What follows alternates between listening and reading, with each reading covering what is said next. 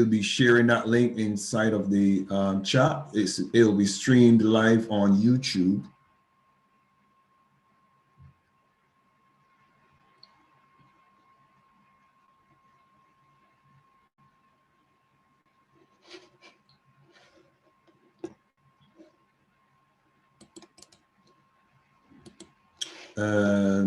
Look inside of the chat now, and the YouTube link is there. That's the link that you could share for today's sessions on YouTube.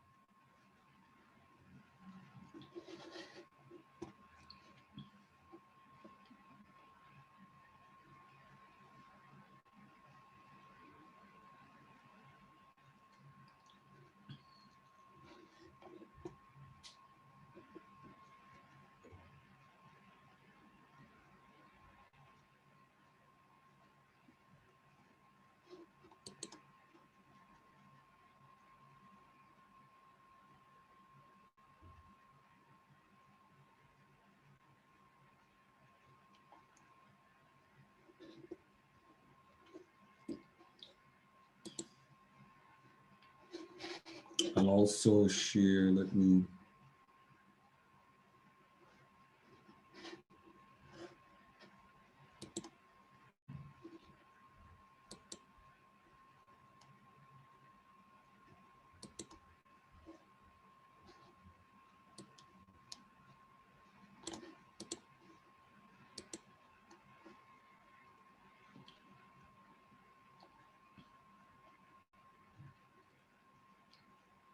I've also shared one of the background images for today's session.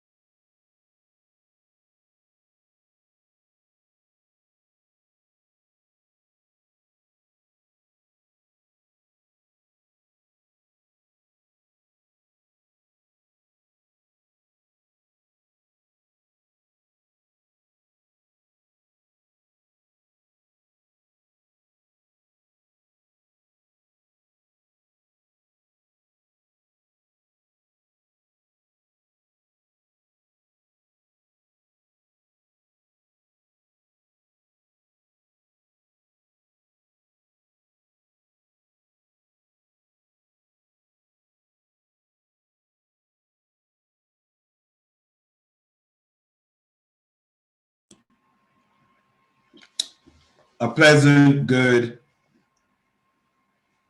afternoon to you. I am His Excellency Dr. Michael SteelE. Is everybody hearing me? Everybody's hearing me okay? Well done. And I want to welcome you to today's session. Today's session is going to be quite interesting. I'm going to have the opportunity to sit back as well and listen to some of our speakers who we have on board with us. But I want to begin by first saying thank you. Thank you for being a part of making a vision or a dream a reality. The Class of SteelE started in the COVID period, and we started with an idea of helping those in Nigeria because I ministered in Nigeria quite a bit. And during the COVID period, we wanted to have a avenue of being able to communicate with each other still and share. Hence, the Class of SteelE was birthed. It was birthed by a number of us coming together and deciding that this is what we'll do. Namely, I want to take today to acknowledge those individuals who have made this vision real. Remember, every great vision starts somewhere with someone. And as small as a contribution as any individual might make in your vision, it is important to acknowledge that without that contribution or that individual's participation, we would not be where we are today. I want to acknowledge the person of His Excellency Bishop Edward King's first and foremost because of the invitation to Nigeria and giving me the opportunity to meet with those individuals from Plateau State in the state of Nigeria, from Plateau State. I connected with His Excellency Samuel Bright also at the invitation of Bishop Edward King's, and it has blossomed into a beautiful relationship that has pioneered opening doors for others to be a part of what I'm doing in Nigeria and by extension, Africa. His Excellency Samuel Bright also was instrumental in pioneering the Class of SteelE with me and my wife. And we got the opportunity to minister in Just Plateau State. And while there, we had a wonderful gathering of individuals who I was able to minister to and build a relationship with. That relationship brought us into this place where we are today. I want to acknowledge the person of the Golden Eagle. We call him the Golden Eagle, Reverend Samuel also, but we have to identify who called him the Golden Eagle, and that was Barrister, His Excellency Anthony Uwechia, the barrister, who joined with us as we decided to take this vision to the next level. Anthony Uwechia came on board with us. We also had his wife, Blessing Uwechia. We also had Her Excellency Dr. Dandam in the earlier initial stages, Dr. Dandam, who came on board and was working with us and pushing the Class of SteelE to go forward. We also have Her Excellency Victoria Oke-Dair. Her Excellency Victoria Oke-Dair was our COO at the time for this year. And she was instrumental in keeping notes, guiding me, helping me to formulate the plan, the strategy, and the way that we go forward with the Class of SteelE. Throughout the year, we've had very interesting dialogue, debates, discussions, visions, and plans. One of our plans was for traveling to different parts of the globe. We actually had plans in place to be traveling to Barbados and also to the UK. And COVID caused us such disruptions, like it did for many organizations in 2020. Many organizations experienced the horrors and the difficulties of working in such challenging times.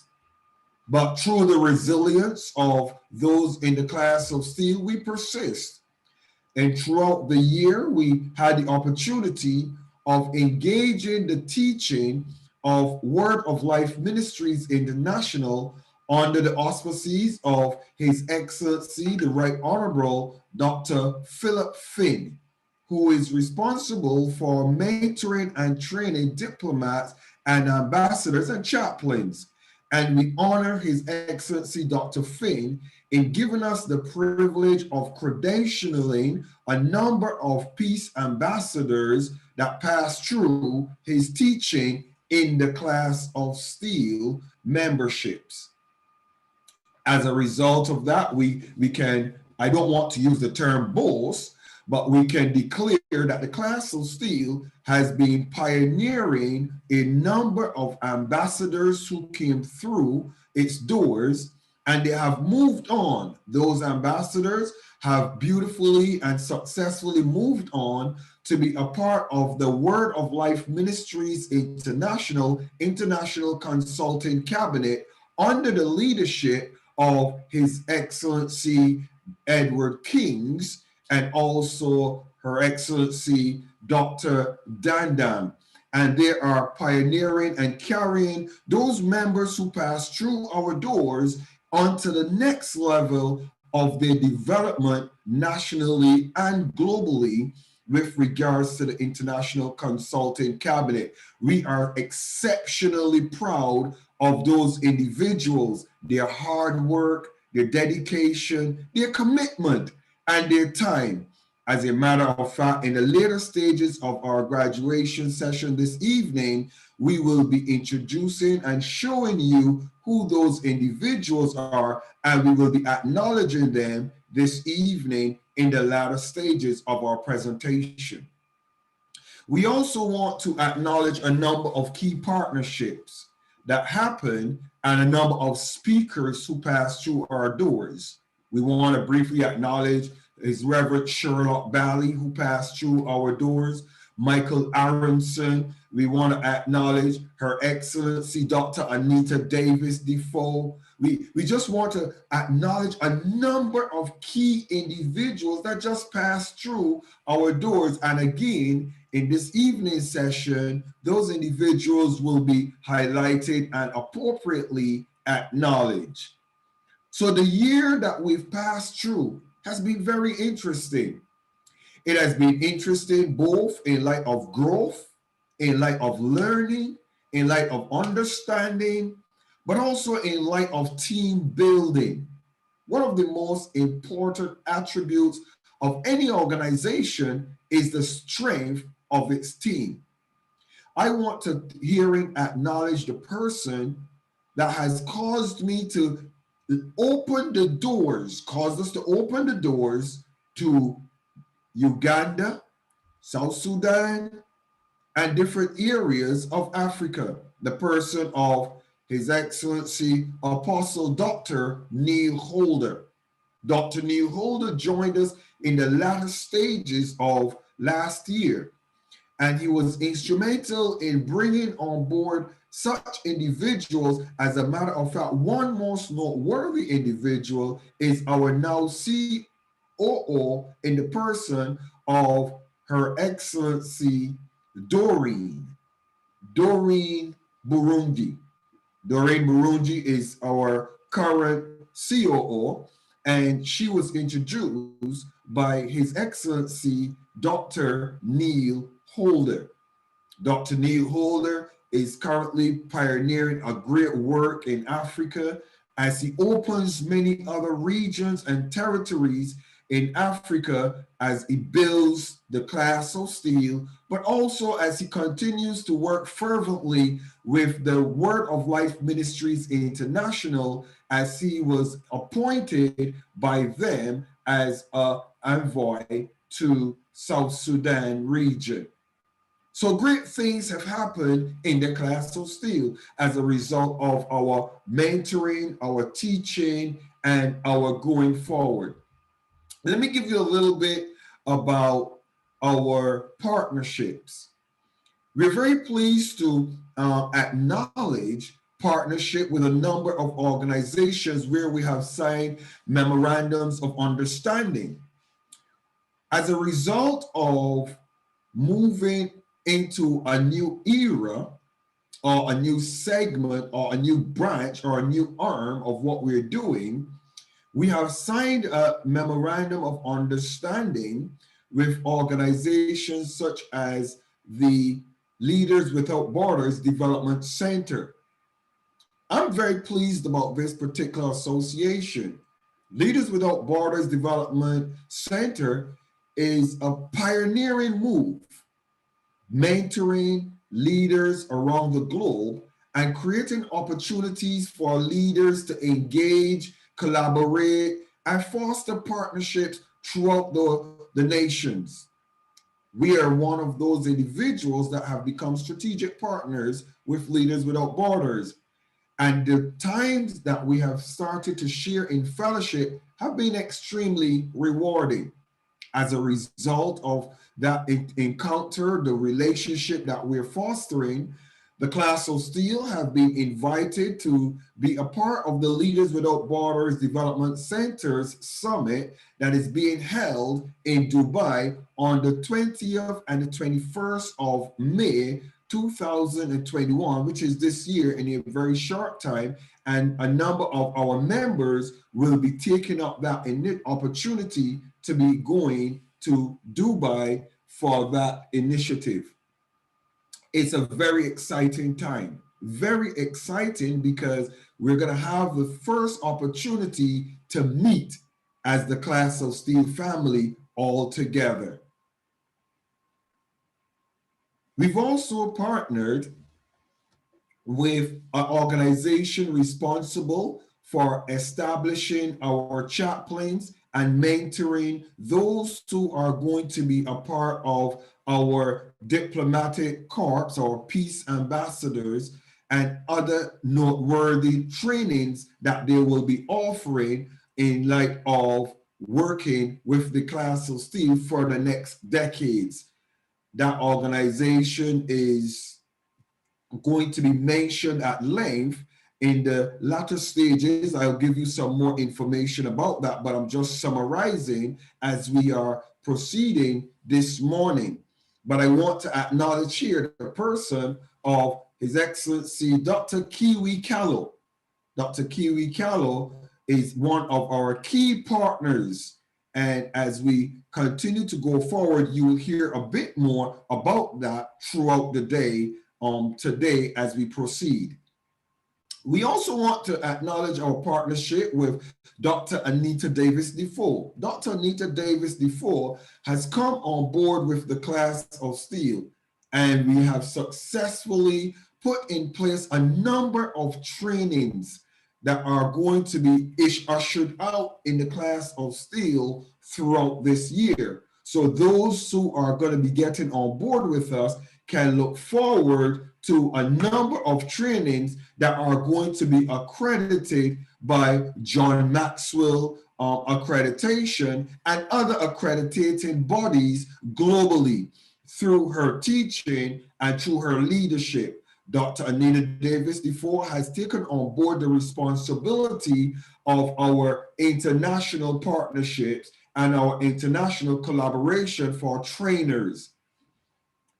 We equally want to identify a number of other organizations where we have been given the opportunity to offer their training and their courses for those who are looking at engaging such training. I am very pleased to shout out the name of Harvard University as one of those universities that we are partnered with, and a number of other universities throughout the United States of America, but equally through our partnership with Dr. Hillary, we also have a number of other universities that we are partnered with as well. I want to acknowledge also through Dr. Kiwi Callow, I want to acknowledge the working with the indigenous persons throughout the other regions, those in America and those within the islands. And today we have in our presence with us one leader of the indigenous peoples from out of St. Vincent, the person of Chief Tonic. He is seated with us today. And again, you will hear a bit more as we go through out there. But if you see those individuals with their tribal headwear, there are some of the individuals from the indigenous communities who will be joining with us today throughout the day. One of the challenges that we have, that we look at, and it has been very interesting in our year of development, is time zones.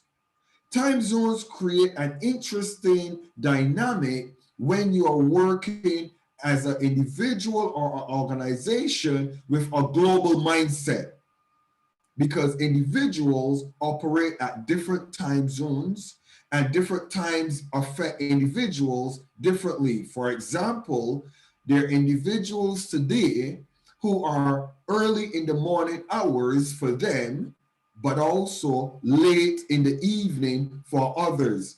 And we had to find a balance in the Class of SteelE that have been very, very challenging. But we have remained resolute in our classes on Mondays, Wednesdays, and Fridays. And this year, we will continue to follow that trend as we go forward. As you see that I am going through things without a system today, because we have so much to cover, and we are going to cover it in the graduation section. And in the closing, we have a PowerPoint presentation that we will share with you as we go forward.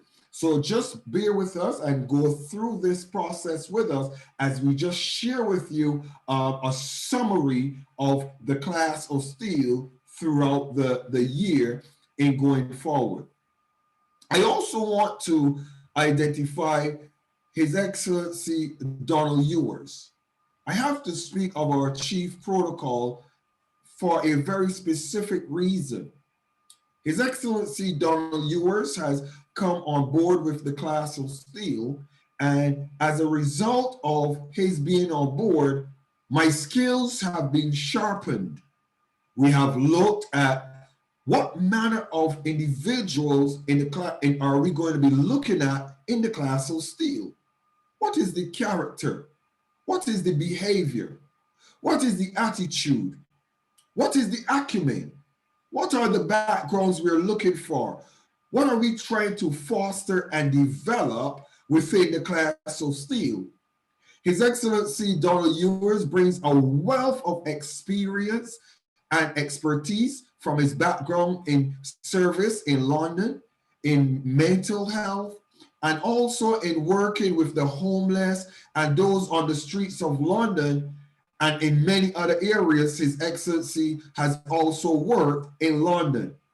And putting our heads together, we are pleased to confirm that we have a game plan of individuals that we will be targeting and we will be focusing on building and developing throughout the decades to come. And I hope you are going to hear me saying quite often, as you acknowledge, decades, because the Class of SteelE, we're not operating with a monthly or annual agenda. We have a long-term agenda that is catered towards making sure we leave a legacy for those who are going to partner with us and associate with us.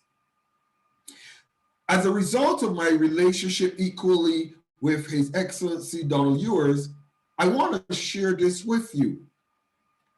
When you have a team, one of the most important attributes of a team is the ability to lock horns, the ability to disagree and agree and work to an agreement. I want to tell you, I absolutely love the team in the Class of SteelE. While on His Excellency Donald Ewers, I want to also acknowledge His Excellency Anthony Ueshiya, because the Class of SteelE is made up of those individuals who will challenge you.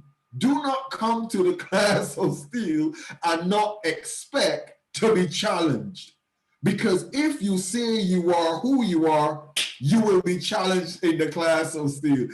As a matter of fact, those in the class of SteelE can celebrate the barrister and Minister Ewers, because we know that there is always going to be what you call nail-biting discussions that will stimulate you to say, wow, I'm glad to be a part of the class of SteelE, because every day will offer you a new adventure, new knowledge, new teaching. Added to that team of challenges is His Excellency Paul Udemba. Paul Udemba is one of the most interesting men of God that I have collaborated with. He's going to be responsible for our chaplains. Paul is taken on the mantle for looking after those who we are going to bring into our chaplaincy program to pioneer the work for when there are crises, when the dilemmas, for the churches, for the universities, for the colleges, for the ambulance, the police, all of the services that are going to be utilizing chaplains. The class of SteelE will be looking after you, mentoring you, positioning you, guiding you, but you will be coming under the umbrella of Paul Udemba. And be assured, he will challenge you beyond measure, because he even challenges me as a leader and in the class of SteelE. And which is most important, that's what we need, to be challenged. While on the subject of being challenged, I want to identify a very important aspect of the class of SteelE. Because we are ambassadors and we are looking at traveling extensively, I want to declare to you the class of SteelE has its own travel agency. We in the class of SteelE have partnered with Beyond the Sky Travels, and our COO in the person of Her Excellency Doreen Burungi out of Uganda and the DRC will be responsible for all of our travel arrangements globally, as the class of SteelE sets events throughout the nations for training, for education, for edutainment, for business collaborations and partnerships, strategies, and also for what you might use as the term recreational travels. Leaders Without Borders Development Center is going to create a lot of opportunities for us to go to a lot of initiatives around the globe. And those initiatives will be put in place by our travel agency, Beyond the Sky. Anytime we're doing any level of traveling, it will come under Beyond the Sky Tours and Travels.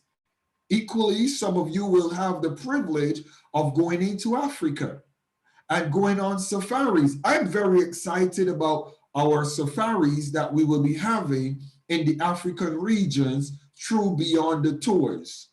So there are great educational and informational opportunities that we will have as a people in the class of SteelE.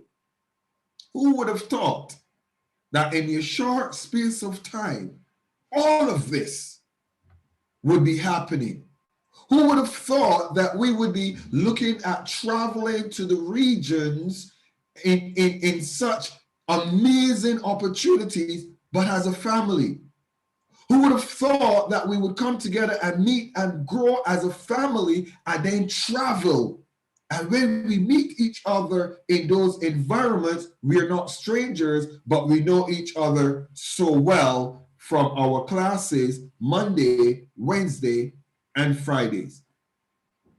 I also want to take mention of the youth arm of the class of SteelE. We believe that the youth are a very important attribute, asset for the development of our nations. And as a result of that, we have in the person of His Excellency Olusegun Olukoya, is responsible for our youth department, our youth globally. Wherever we are going to be pioneering and working with our youth, His Excellency Olukoya will be responsible for taking on the mandate of putting out what we in the Class of SteelE want to see for our youth. What do we want to see for the youth? What is it that the Class of SteelE is looking to develop within the youth? We want to develop integrity. We want to develop character conducive to fostering relationships with nations, nation builders. We want to develop relationships and mindsets in our youth that they are confident to speak on all levels, at all levels, to government officials, but also to youth to youth. We want them to be confident to speak to international bodies or platforms within the United Nations and within the governments. So as a result of that, we want to foster them from a young age, whereby they can develop these skills, how to communicate, how to partner, how to associate, how to build friends, how to utilize technology. What are the current trends? What are those things that are impacting the nations of the world? But beyond anything else, I hope you see that always on my right-hand side is this United Nations flag that's always there. The reason why that is there is because the Class of SteelE, we believe in the working relationship we have with the United Nations and the 17 Sustainable Development Goals that are currently in existence for our utilization, collaboration, and partnership.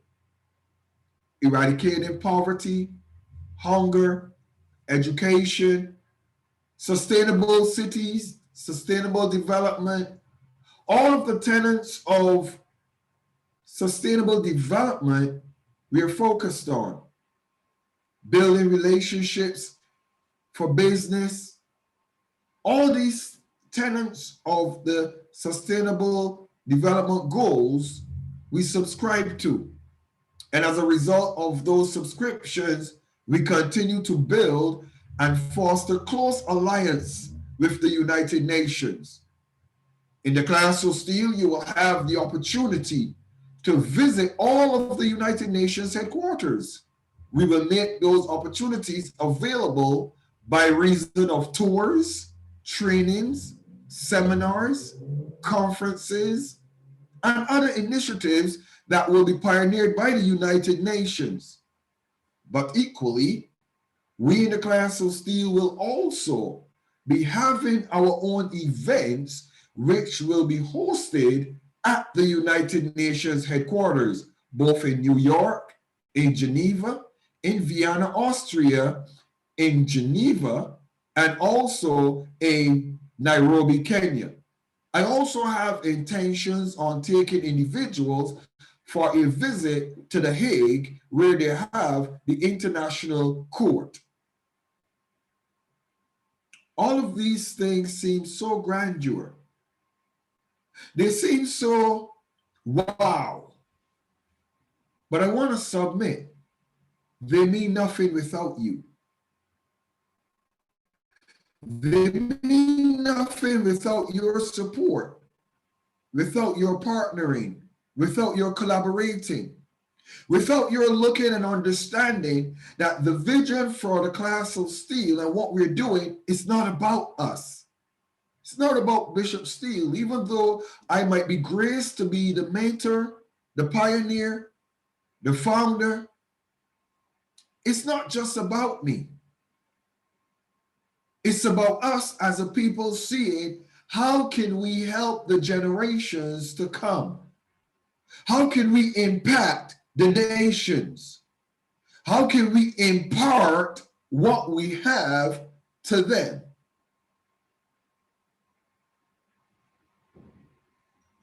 The reason why I've just gone a little bit quiet is because I also want to bring to your attention our working with the monarchs of the nations. We have fostered partnerships with a number of monarchs of Africa already. We have a number of monarchs of Africa that we already have partnerships with. And they are waiting to see how can they impact what we're doing. How can we impact what they're doing? What are your initiatives for the youth? I'm talking to you as individuals here. I don't ask you what I'm doing in the Class of SteelE. I ask you what you are doing in your community, what you are doing in your region. Because what you are doing is going to create the opportunity for you to be able to engage the leaders that are wanting your suggestions, your solutions. The Class of SteelE is not about causing individuals to do what we want them to do. It's about looking at what are you doing and how can we cause you to be effective.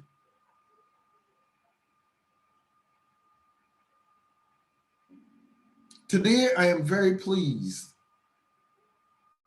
I'm very pleased because all of you have proven yourselves to be those who want to develop the nations. All of you. All of you have proven yourselves to where you want to offer your skills, your talent, and your abilities to cause the nations to be better off than they are. COVID in 2020 might have dealt us a horrible blow and has hindered us in the ability to travel and move. But I believe that 2021 and 2022 and the years to come are going to open new avenues, new vistas, new opportunities for us to go. And when those opportunities come, I want us as a people to be ready, to be equipped.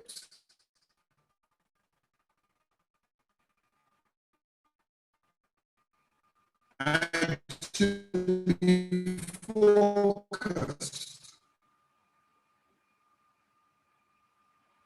Her Excellency OK Dyer, who is our going out COO,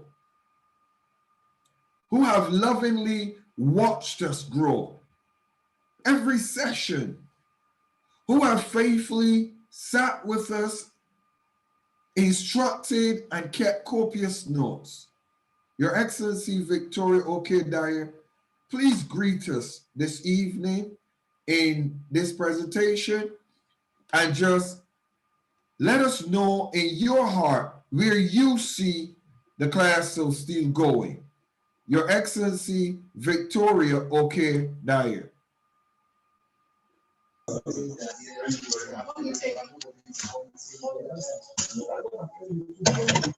Hello.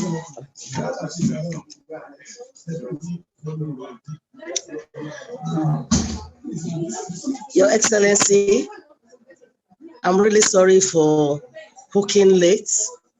I'm just in the hotel and I have to go out of the hotel to come to the reception to be able to log in.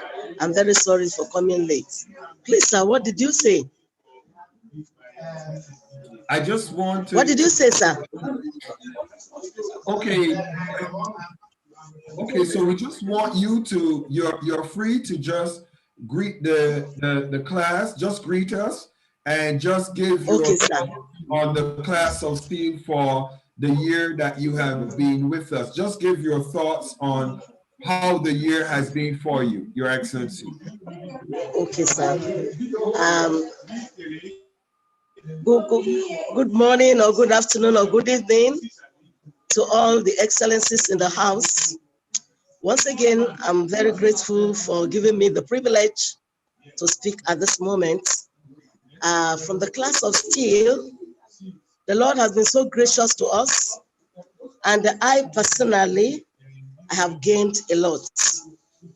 We thank God for the mentorship of His Excellency, Ambassador Michael SteelE, for all the knowledge he has impacted into our life.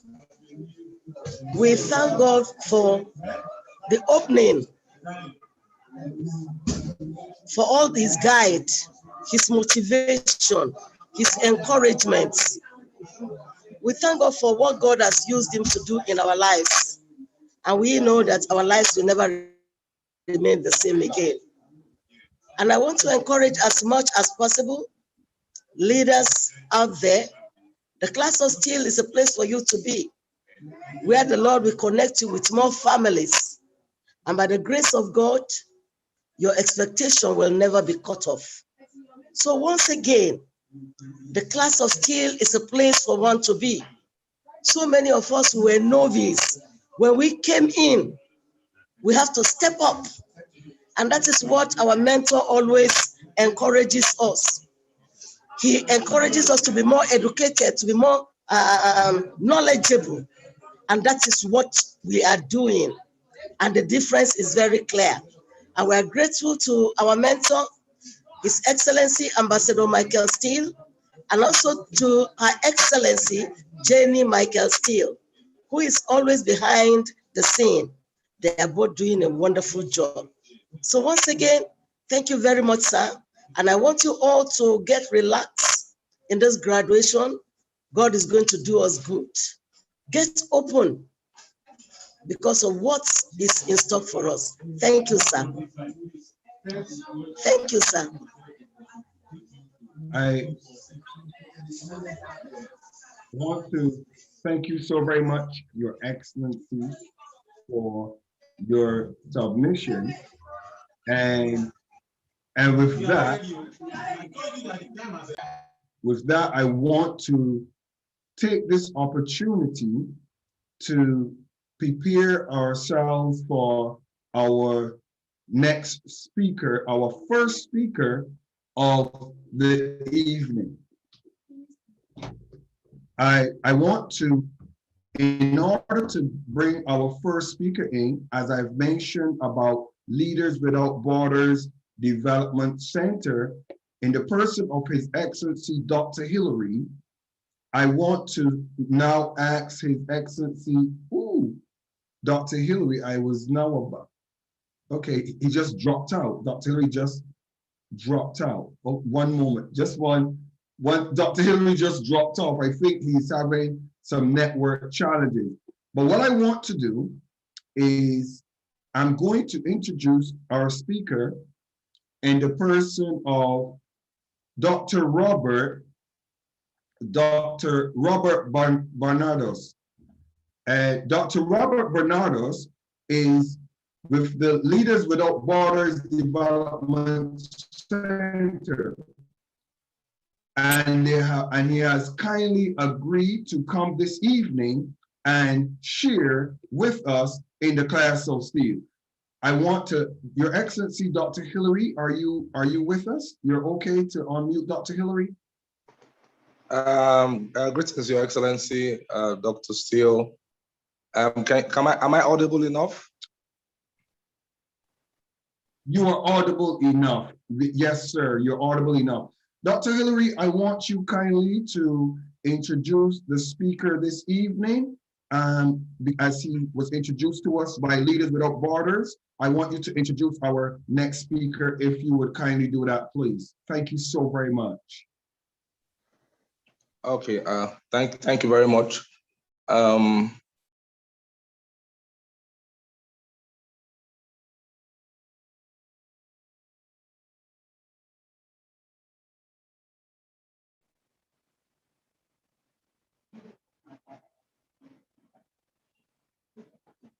Your Excellency, can you hear me?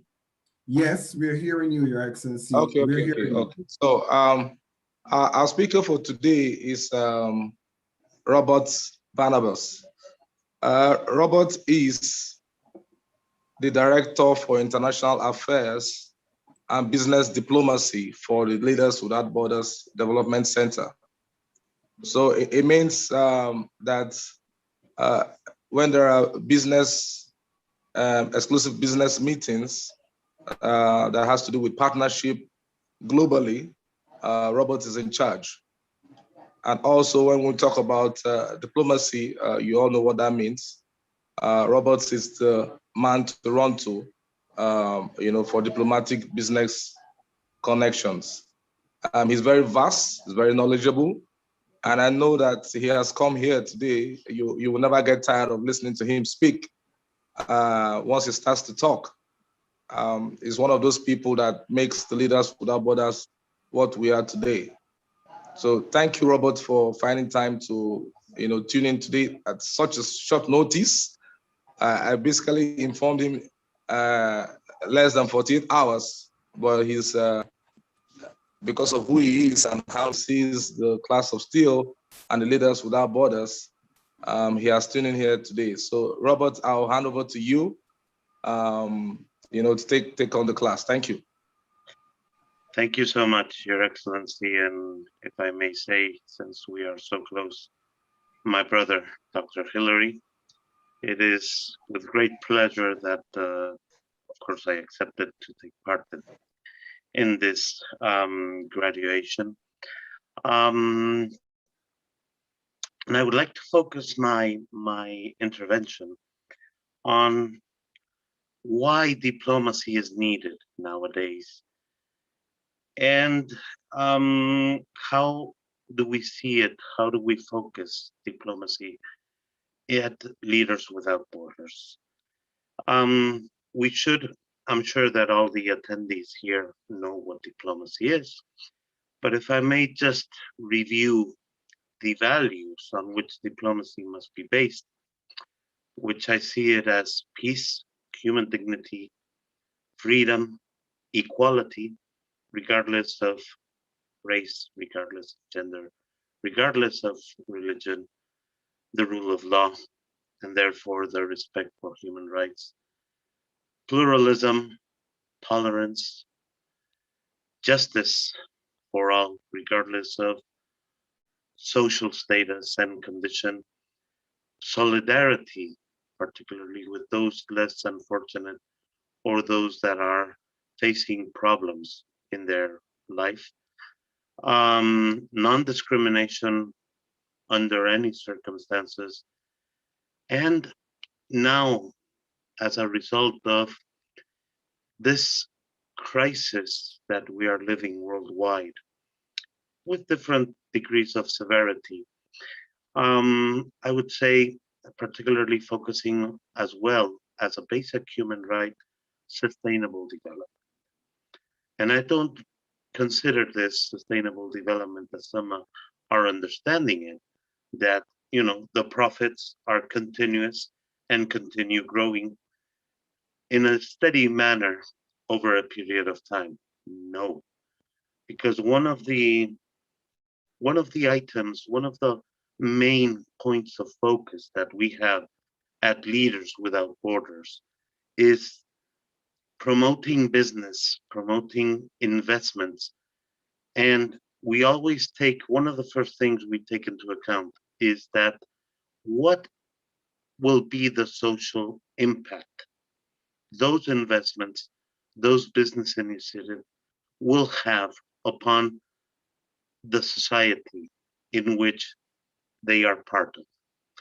What I mean is that a business is not a standalone entity. A business is not something that can live on itself. A business forms part of a community, part of a social structure, and as soon as any business, whatever the nature of the business is established, it will need suppliers that provide different materials, different services. And one of our key focuses is, okay, you're going to make this investment, you're counting on these investors. What is your social policy? Not only paying the employees a decent living wage or salary, but also how do you intend to give back, however small, to the community that is fostering you, that is promoting, that is in a way sustaining you? with the suppliers, with everything else. As a rule of thumb, for every direct job that is created by a company, in general terms, we can basically multiply that job by 4. And that is the number of jobs that are indirectly impacted or created by the activities of a company. Now, why is diplomacy necessary in these times? Well, very simple, very simple. Diplomacy, as you know, is the practice of influencing decisions and conduct of foreign governments or organizations. And these organizations can be supranational organizations, which we all know, so I won't even mention any of them, through dialogue, negotiation, and non-violent means to achieve agreements. Okay. The situation we are facing now, and I'll steal the words from a dear friend from Mexico who used them a few months ago, that he said that due to the pandemic, what we are facing now is a situation by which most of what we knew as structures, habits, customs, practices in business, and even in social behavior are becoming obsolete because the changes that are so dramatic, so quick, so fast to occur are leaving us with a horizon that is totally unfamiliar to us. That's why diplomacy is paramount, is absolutely necessary. And basically, that diplomacy is dialogue. And I see that there are now, in these times, that the world is filled with so much pain, confusion, uncertainty, lack of direction, because we need leaders. And I don't mean only political leaders, but leaders in every aspect of our endeavors, or even in our day-to-day. We need reference points, leaders that can actually are capable of creating a vision, having a vision, and from the vision, formulating a mission. Once we have those in place, we can formulate strategies to affront this ever-changing landscape and horizon that we are facing. Because as I said, the world right now is full of pain, uncertainty, hardships, confusion, and lack of leadership. So, my dear friends that are graduating, I would really stress the point and try to get the message to you to always keep in mind that now we are facing a breakpoint in which, and pardon me if I repeat myself, but I consider this very, very important. This is not a traditional cyclical crisis that we are facing, like the crisis you may be familiar from the past. This economic crisis, that other economic crisis, this political crisis. No, this is a much deeper crisis. We can even call it a change of paradigm, in which many things we were familiar with and we knew, and in many cases even took for granted, have become obsolete and are in the process of becoming obsolete. If I may add a personal note, okay, and as you can see from my appearance, I have a certain number of years in this world already. I was born just almost exactly 6 months after the Cuban Missile Crisis that happened in October 1962. Why do I mention that? because that was one of the most critical points in recent history, where the two major superpowers were a very small step away from a full-fledged nuclear war. So I mention it also because we must take into account in just 58 years, slightly over 58 years, the radical changes that have occurred. But those changes more or less were in a way predictable. The changes we have been undergoing since, let's say in rough terms, February 2020, have been much more radical, much faster, and so deep that are forcing us to basically adapt to new circumstances day by day. And where does diplomacy fit in? Diplomacy is one of the keys because diplomacy is dialogue, dialogue between people that come from different backgrounds, different cultures, different religious beliefs, different social status. Okay.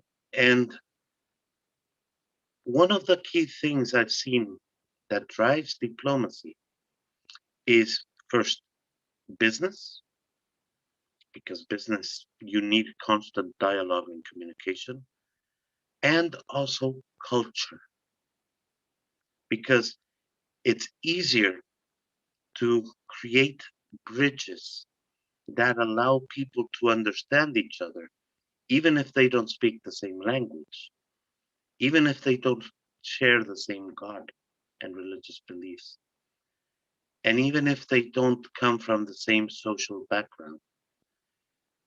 But the promotion and care of culture, and by culture I mean music, theater, all different forms of art, could be painting, could be sculpture, could be dance, it could be.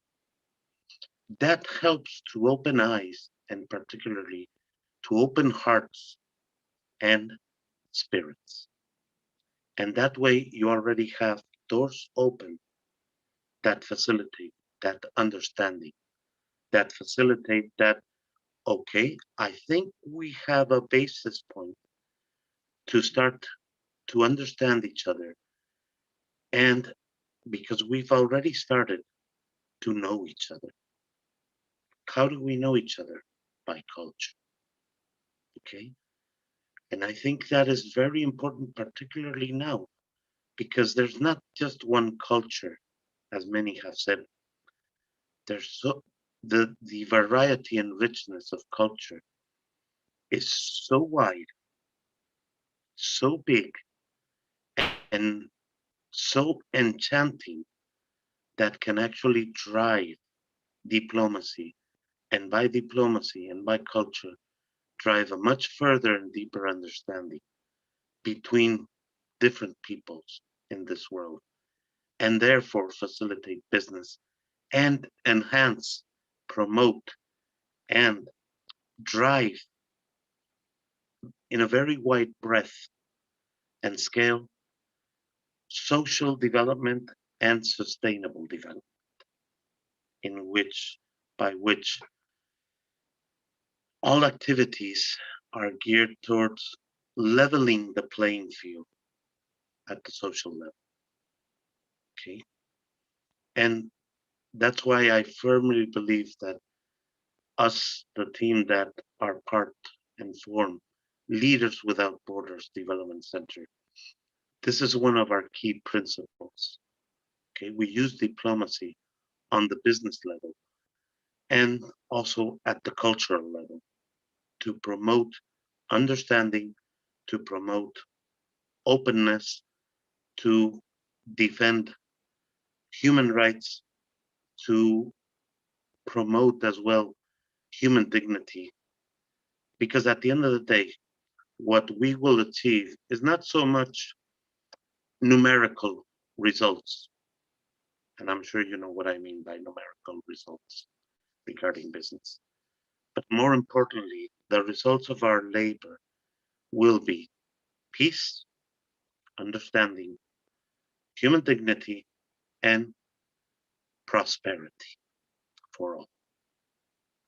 Okay, so I would like to congratulate all the graduates today for the job well done. And I hope my words promote in you this much wider point of view of the times we live in, because actually I firmly believe that we can help, people my age can help you because we have the experience and the knowledge. But I also believe that the future is actually in your hands. Okay. And that is very important, that you are capable. And we at Leaders Without Borders Development Center, our doors are open to try to help you and support you any which way we can to actually create your future. Okay. So thank you very much. I could go on, as my dear brother, Dr. Hillary said, we could turn my intervention into a 3-day speech, but I'm sure that better in small doses. Okay. I hope you enjoyed my intervention, and please feel free to reach out to us at Leaders Without Borders Development Center at any time. We would be more than happy to assist you, work with you towards helping you build your future. Thank you very much. Thank you so very much for your submissions to the class, Dr. Robert, and we appreciate you. And I think, Dr. Robert, we want to, if you would allow us any questions, is that okay for us Yes, to ask any perfect. questions? Of course. One question as the mentor that comes to my mind, Dr. Robert, is how do you engage environments where it's totally new for you? We can never be trained in diplomacy that is going to give us the rudiments of every single culture, because there's so many diverse cultures and different dynamics and modus operandis. How do you manage walking into a culture and an environment where you're not versed? And I know you might say to me that you need to study before you go into an environment. I know you're gonna say, but I want to get a feel of meeting a community when you're in an environment that didn't give you the opportunity to prep. How do you manage those environments? Well, the thing is that I've lived that situation not once but several times. Okay. Not only, which would be, let's say, the more typical, being a European, the more typical, with all due respect, because I dearly love Africa. I fell in love with Africa, but also, for example, in Central Europe, okay, in which you can prep and study beforehand, as you indicated, Your Excellency. But you know that there's always quite a difference, let's say quite a gap between the written knowledge you can study and the real life conditions that you will confront. Okay. So I think that there are several keys to that, to establish a point and be able to initiate those dialogues and those conversations. First is respect. Okay. To show respect, because what I found out is that 99% of the occasions, I cannot be so brave as to say 100% of the situations. But if you give respect you will receive respect. Another one is basically initiate the dialogue by being humble, okay? And more than push your point across, actually initiate the dialogue and the diplomacy by listening. More than speaking, by listening. What I found out is that, of course, it can be quite a tense situation, for speaking from my experience at first, because you're seeking to identify a few of the key points that will actually kickstart the conversation and allow one to start listening, okay? Because certainly you can discard the typical sales approach of, oh, this is what I want and this is what we should discuss. No, drop down 2 or 3 levels, be humble, respectful, and listen, okay? Every now and then you might intervene to to keep the conversation going and listen. That listening will provide you with huge insights into what your counterparty, the people who are sitting in front of you across the table, what actually, what they actually want. What are their motives? What are their drivers? What are their objectives? And always, as I say, with respect and humility, then you can start building up the dialogue by starting to, since they have given you inputs, okay, you start to provide replies and inputs.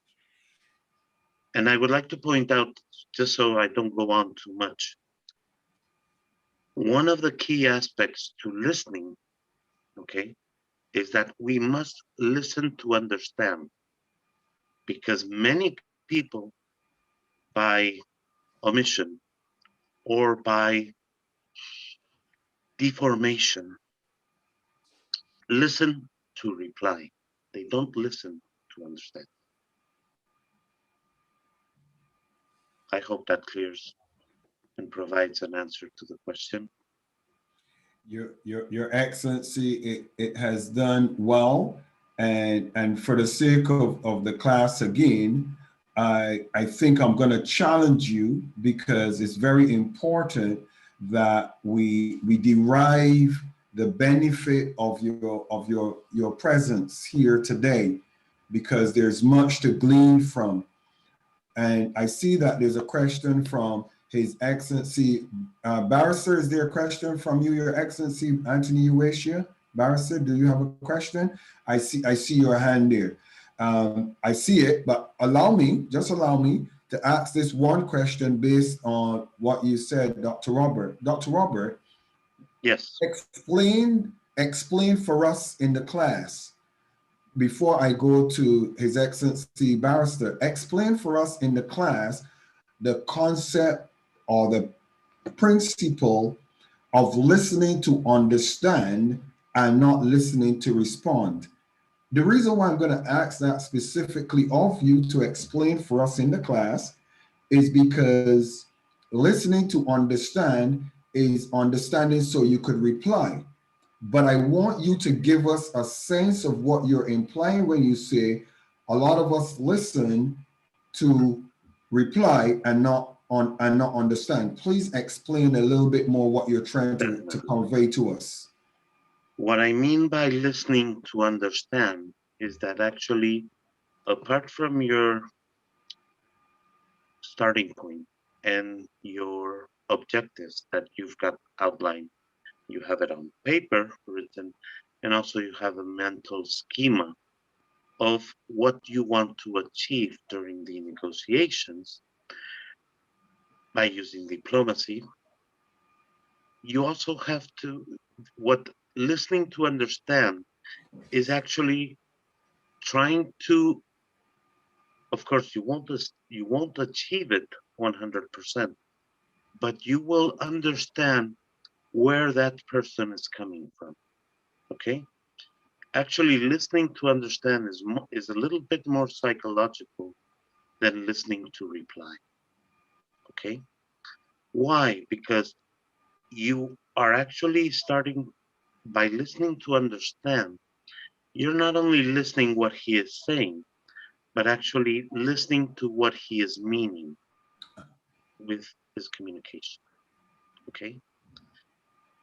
And in many cases, listening to reply is just, okay, is taking a bit of the closed fortress approach. I have my schema, I have my objectives. I'll just listen to what my counterparty is.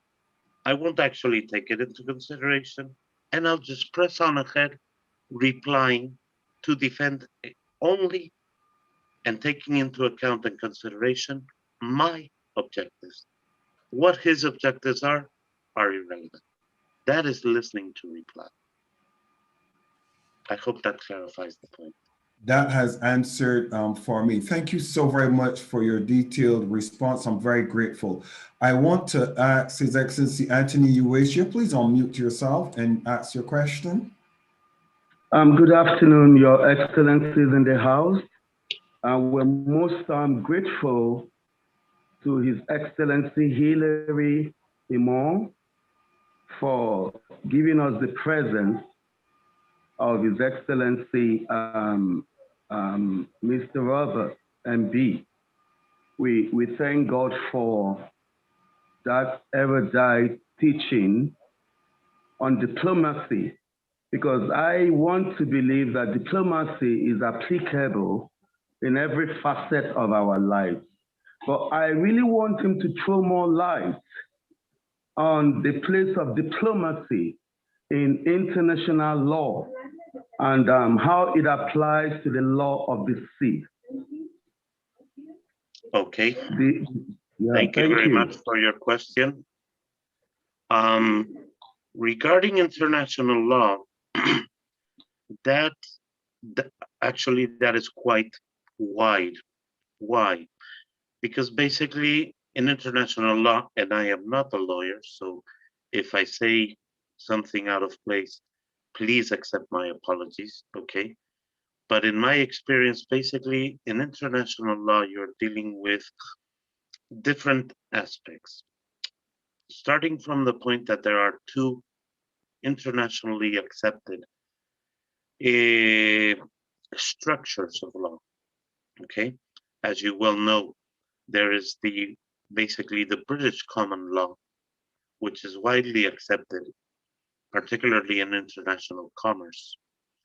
And then there are the European structure of law, which in essence derives from Roman law, from the Roman Empire, and from the Napoleonic treatises from the period of Napoleon. Okay, there's been much more development, but basically those are the differences. Okay, diplomacy comes into place because, as you may well know, even though the law is the law, there is always room for interpretation and there is room for negotiate and negotiation. Okay. It is fairly too common, particularly regarding commerce and business, in which there are conflicts for whatever reason. You can fall back on international law to really strengthen your position. But I would endeavor, in any case and in every case, to use diplomacy to reach a settlement before you actually get to the court. Okay. Why? Because it's not only the cost, the legal cost and the legal fees, which the parties will incur, but also because it creates a toxic environment, not only in the relation between any given two parties. But in general, word of mouth is still very powerful, okay? And that toxicity can actually spread. It's like the water in a pond. If you drop a pebble, it not only creates the impact point upon the water, but the ripples spread out, okay? And that is actually the effect of conflicts that involve as well international. In summary, I would suggest that in international law, diplomacy has to be one of the principal drivers in resolving disputes and conflicts, to reach settlements, to reach agreements. Even if 2 days before the disagreeing parties have been using, let's say, all types of insults and so on. But at the end of the day, there is a conflict, which means that there are mutual interests in getting that conflict, those disagreements resolved in the most amicable way possible. Okay? Because it's not only those parties that have resorted to international law. And that applies not only in business and commerce, it can even mean to border disagreements between countries. Why waste lives and resources over a boundary or a border conflict when, however long it may take, you keep discussions, you keep working groups to resolve those issues? Okay, so I hope my answer is satisfying. Absolutely. Thank you so much for your time and your presence. And we crave for more of your teachings. God bless Thank you. you very much. Your Excellency. Thank you. Dr. Robert, as the mentor for the class, and as I look at the diverse communities that are represented in the Class of SteelE, hearing you speak challenges a question that I would hope you are able to shine some light on it for all of us. Within the Class of SteelE, we have individuals that operate and understand the dynamics of tribalism. There are those out of the African regions that have tribal issues. We also have those, you see, we have in represented Chief Tonic, who is out of St. Vincent. He represents the indigenous peoples and also our Indian chiefs and those individuals looking for their land and their safety and their place of America and the different regions of the world for the indigenous inhabitants. We also have those who are in the religious circles that are represented, that are obviously in environments where you have other religious opinions and behaviors.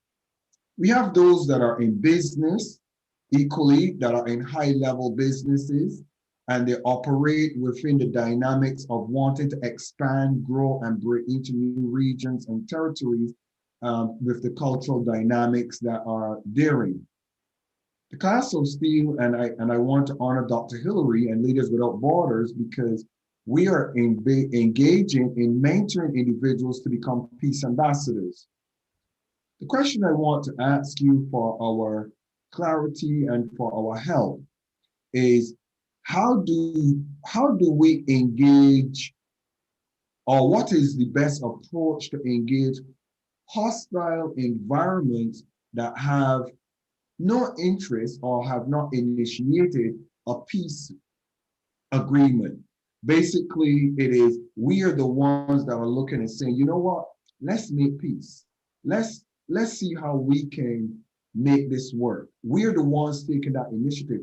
How would you suggest we engage and open those dialogues with hostile individuals or organizations?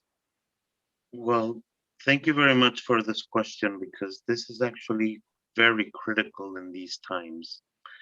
Why? Because why do I indicate that it is very important, this question in these times? Very simple. As I outlined before, we are living times full of pain, despair, uncertainty, confusion, and lack of leadership. Many, many within the political class tend to use these differences to avoid providing solutions to the current issues, either because they're incapable or either because their own aims and objectives, be it their personal aims and objectives, their party's aims and objectives, are taken above the people or the country's interest. Sadly, that is the case. Now, going back to your question, even though it might be a painful process, from what you've outlined, typically there are deeply rooted causes and grievances that are the actual root cause of those conflicts that lead to the breaking of peace. In many cases, what the approach has been taken is, if I may be more colloquial, is just, okay, we will cover it up and just push it away, like it will just go away. No, actually, what needs to be done is those roots must be exposed, must be open. Let the sunshine in, let the fresh air in, okay? Not only of one party, but of both parties. And that will help establish many commonalities. Because one thing I have found out, and even though I am European, my family comes from a very mixed background, okay? Different nationalities, beliefs, and so on. And I have lived and worked in Africa, in Mozambique, and Angola, and I've traveled extensively in many other countries. And one thing I have found is that whatever our differences are, skin color, religion, social status, whatever, there are more points that unite us than separate us. If we have families and we meet people in Botswana, in Uganda, in Ethiopia, people that also have families, I can assure you that we share 95% of our dreams, concerns, worries, ambitions, because we want the best for our families. We want the best for our friends. That's why I believe that to initiate a peace process, those old wounds that have been covered and closed falsely must be opened, must be cleaned, but with the objective of, okay, I will take care of my part and you take care of your part. No, because if there's a conflict, both parts are involved.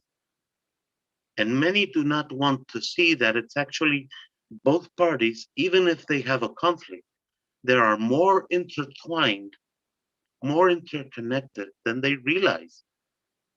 That's precisely why they have a conflict.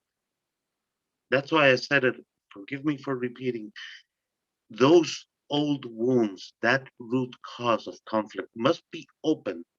Let the sunshine in, let the air in, and actually work together with the driving point of why kill each other over these differences when we can work together to resolve them, to clarify them, and actually with the view that in the midterm, we can actually work together to create joint prosperity based on that new understanding, because we've taken a cold, hard look at the grievances, at the reasons our conflict exists.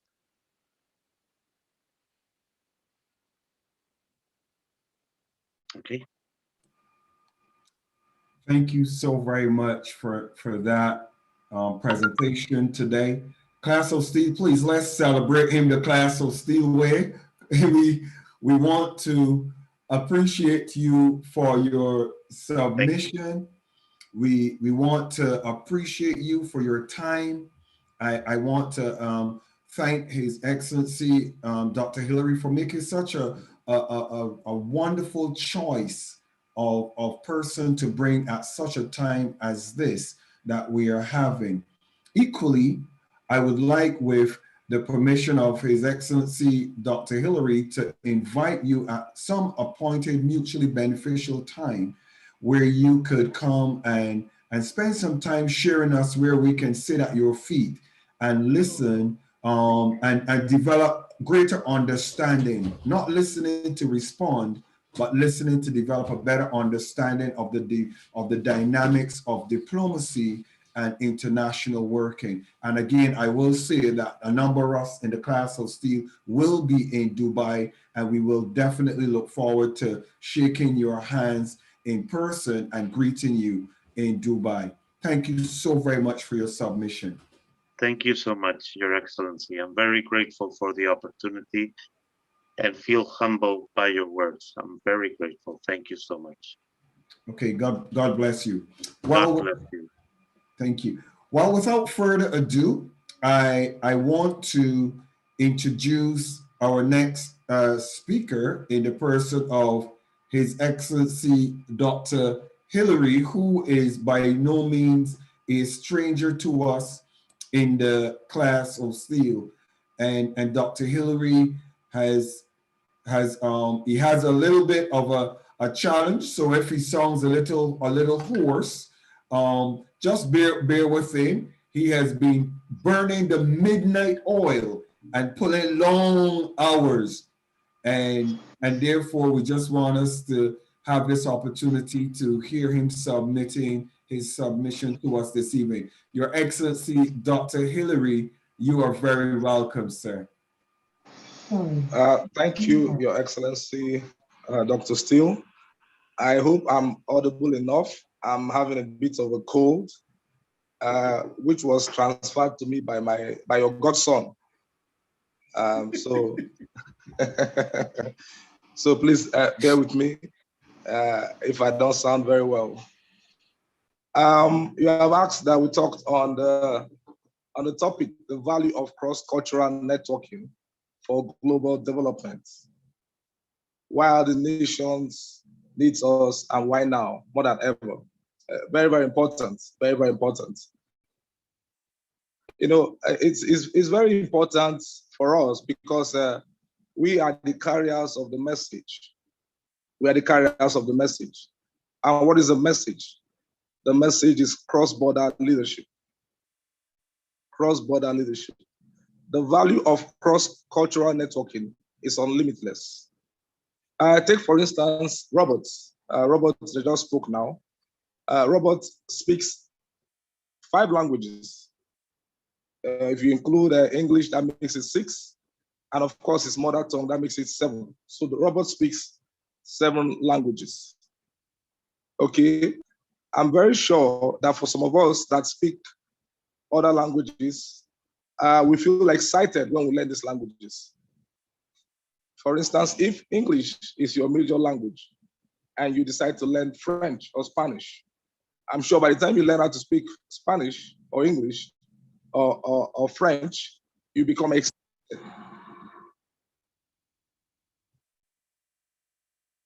You become excited because you are around people that understand French and they're speaking French, and you are able to respond. You know, it makes you feel like you're among family. You know, so it's very, very important for us to understand why the nation needs us now. We've just come by just trying still, so many nations are still faced with the coronavirus pandemic and what is going on.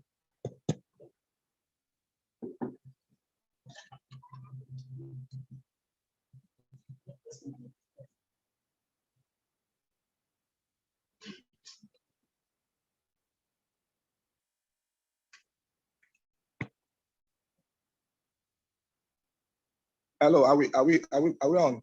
Sorry, I had a bit of a network issue. So many nations are still faced with the problems of the pandemic.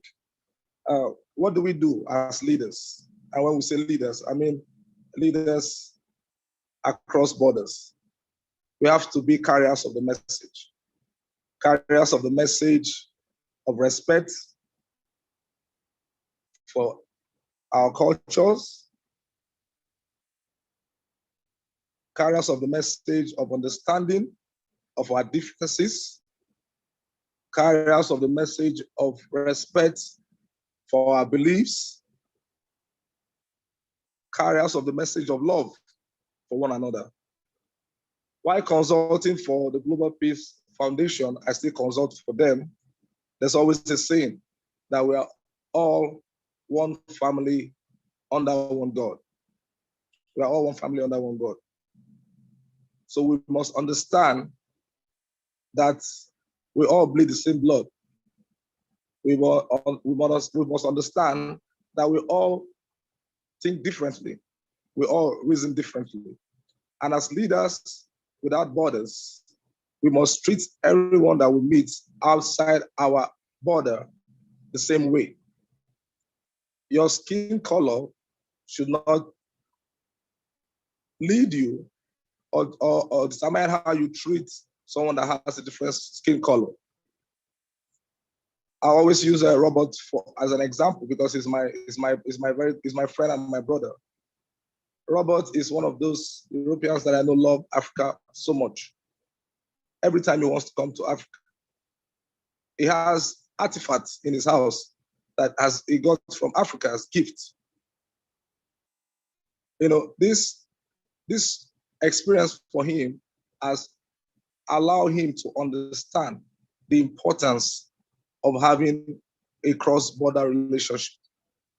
The experience of visiting other countries outside his country has allowed him to understand that we are all one family. And again, for the business aspect of why now and why the nation needs us now. When I travel around the world, when I go to different countries, I take the opportunity to eat different kinds of food, very strange kinds of food, because I believe that I should be able to fit in that environment. That is what makes you a leader. You go to an environment that you are invited to, and you are given a meal that you are not used to. One of the things I want to tell you is you should accept and you should eat that meal with happiness and gladness in your heart, because that makes you a leader. That shows that you understand what humanity is all about. That shows that you value that culture. That shows that you value that place that you find yourself. So in terms of the business aspects of it, there are so many countries, cultures that value what other cultures and countries have. So when you visit other countries, other nations, with your culture and your beliefs, you realize that so many people will be surprised at your beliefs and at your culture. But most importantly, they will find it very interesting and intriguing. Up till today, as I speak to you, I love to listen to all the traditional songs, native songs. It excites me. It gives me this feeling of being alive. So I'm very glad that the Class of SteelE is doing this, connecting people from all over the world. That's exactly what the Leaders Without Borders is all about. We don't care about your religion. We don't care about your ethnicity. We don't care about your tribe. What we care about is your humanity. How do you treat your fellow human? Do you have respect for their culture? Do you have respect for their religion? Do you have respect for their skin color? And that is what I feel that us as leaders should be one of those things, should be our driving motive, our motivation, drive, when we are approaching people. Again, why the nation needs salt, and why now more than ever? So many people coming out of the pandemic and still struggling with the pandemic are having a hard time to survive. We must continue to preach to them and continue to tell them and continue to provide opportunities on how they can come out of the pandemic. One of the things that we must also continue to do is to create avenues like this, where people who are going through a lot we should also allow people, to also air their views and talk about what they are going through, so that we that have the opportunity to engage with global leaders can advise them in the proper way to go about and doing their business. So, Your Excellency, Dr. SteelE, please, you allow me, if you notice, I'm actually struggling to speak because of my voice. I love you a lot, and I love the Class of SteelE. So I had promised you that no matter my health, I was going to be here today and future on this graduation ceremony. Please, you allow me to pause on this topic now. If you let me, I want to say to all the people that are graduating today, I wish you all the best. I want to encourage you to keep on doing what you're doing, not be discouraged. Always know that you have people that you can talk to, people that can help you in your businesses, people that can advise you, people that are knowledgeable and have gone through years of experience, people that can help you when you have crisis. The Leaders Without Borders were available for you and will always be here for the Class of SteelE. So thank you, Your Excellency, Dr. SteelE, for this opportunity once more. May God bless you all. Thank you. Thank you so very much, Your Excellency, for your sacrifice. I use the term sacrifice there. Come on, let's celebrate. Let's celebrate His Excellency, Dr. Hillary. And here's what I want to share on based on this very live situation that we have. Dr. Hillary, as a leader, we're called to go beyond the call of duty as leaders. We'll be challenged. And there are times that you'll be called upon in short notice. Anytime, especially as peace ambassadors, you never know when the king is going to wake up in a good mood. And the advisor calls you and says, he's in a good mood today. You have to come. You have to come because he's in a good mood today. Because it might be the breakthrough that you're looking for, to break the boundaries or the barriers of communication deadlock that has been going on for so many years. I want to thank Dr. Hillary, not only for his contribution and his sacrifice, but also for his honored guest this evening with us, Dr. Robert. I appreciate you so much. And Dr. Hillary, we look forward to being in Dubai with you. And I hope that you are ready to take that flight out of the plane and jump with us. Is Dr. Robert going to join us in jumping from the plane? Dr. Robert, are you going to join us in jumping from the plane skydiving, Dr. Robert?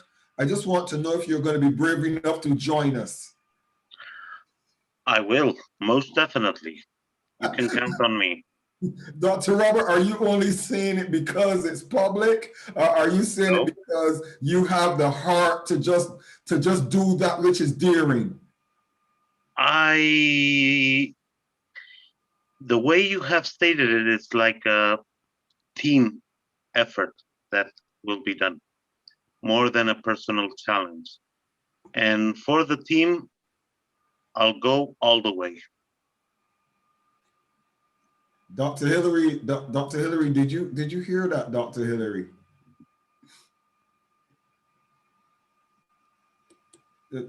Dr. Hillary, are you still with us?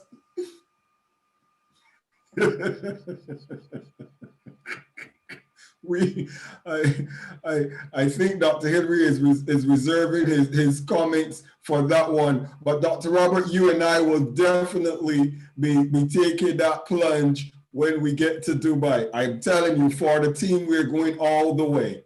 All the way, whatever it takes. Thank you so very much. Ladies and gentlemen, that has been a wonderful session this evening thus far. And we appreciate Dr. Hillary and his favorite guest, Dr. Robert, for being with us. I want to call on the Golden Eagle. The Golden Eagle is one of the founders of the Class of SteelE. And he has sat with us and walked through so many challenges, so many hurdles. And I want to ask the Golden Eagle this evening to lend his voice to this evening's, our annual celebration, and also this time that we're sharing in fellowship together globally. How has it been for you in the Class of SteelE this year, Golden Eagle? And what are you looking forward to most?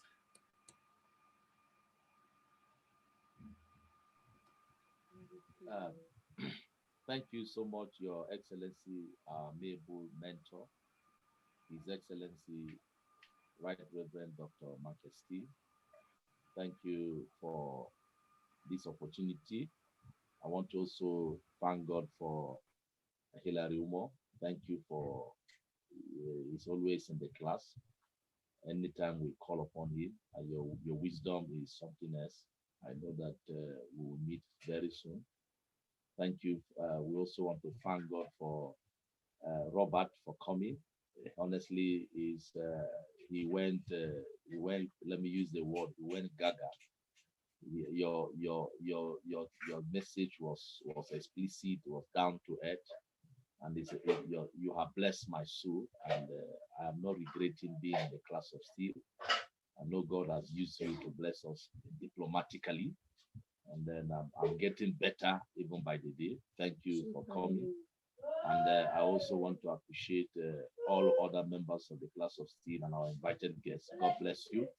The Class of SteelE began some years ago, some months ago, rather.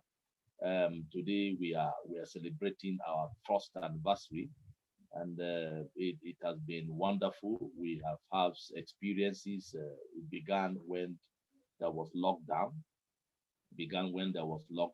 And while the world is locking us down, and we are opening up in the Zoom, so we didn't really miss what happened. We didn't miss ourselves last year. We enjoy ourselves. We had fellowship, we had communion together, we have really as networking together. We met with people from diverse culture, diverse nation and ethnicity, and it was great.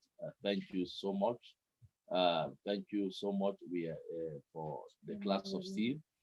We have met with people from Barbados, from Caribbeans. We met with people from United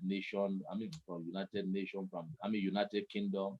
We met with people from United States of America, from Africa, from places.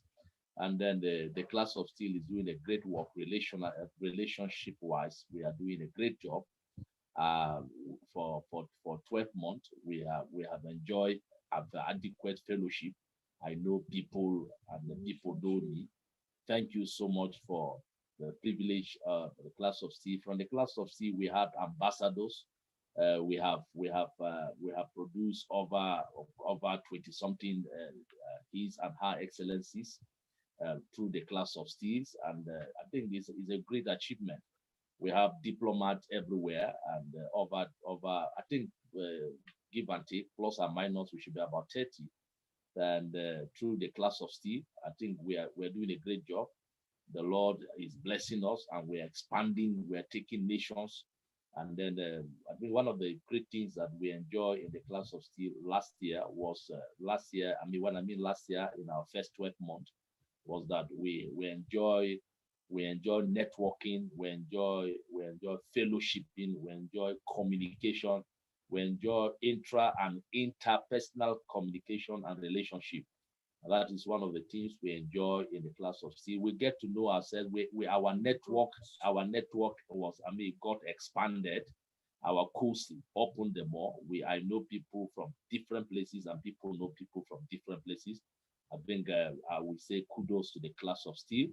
I witnessed the birth. I witnessed the inception. I'm still witnessing more of the Class of SteelE. In the next, we also witnessed the coming of the Leaders Without Border. We witnessed that.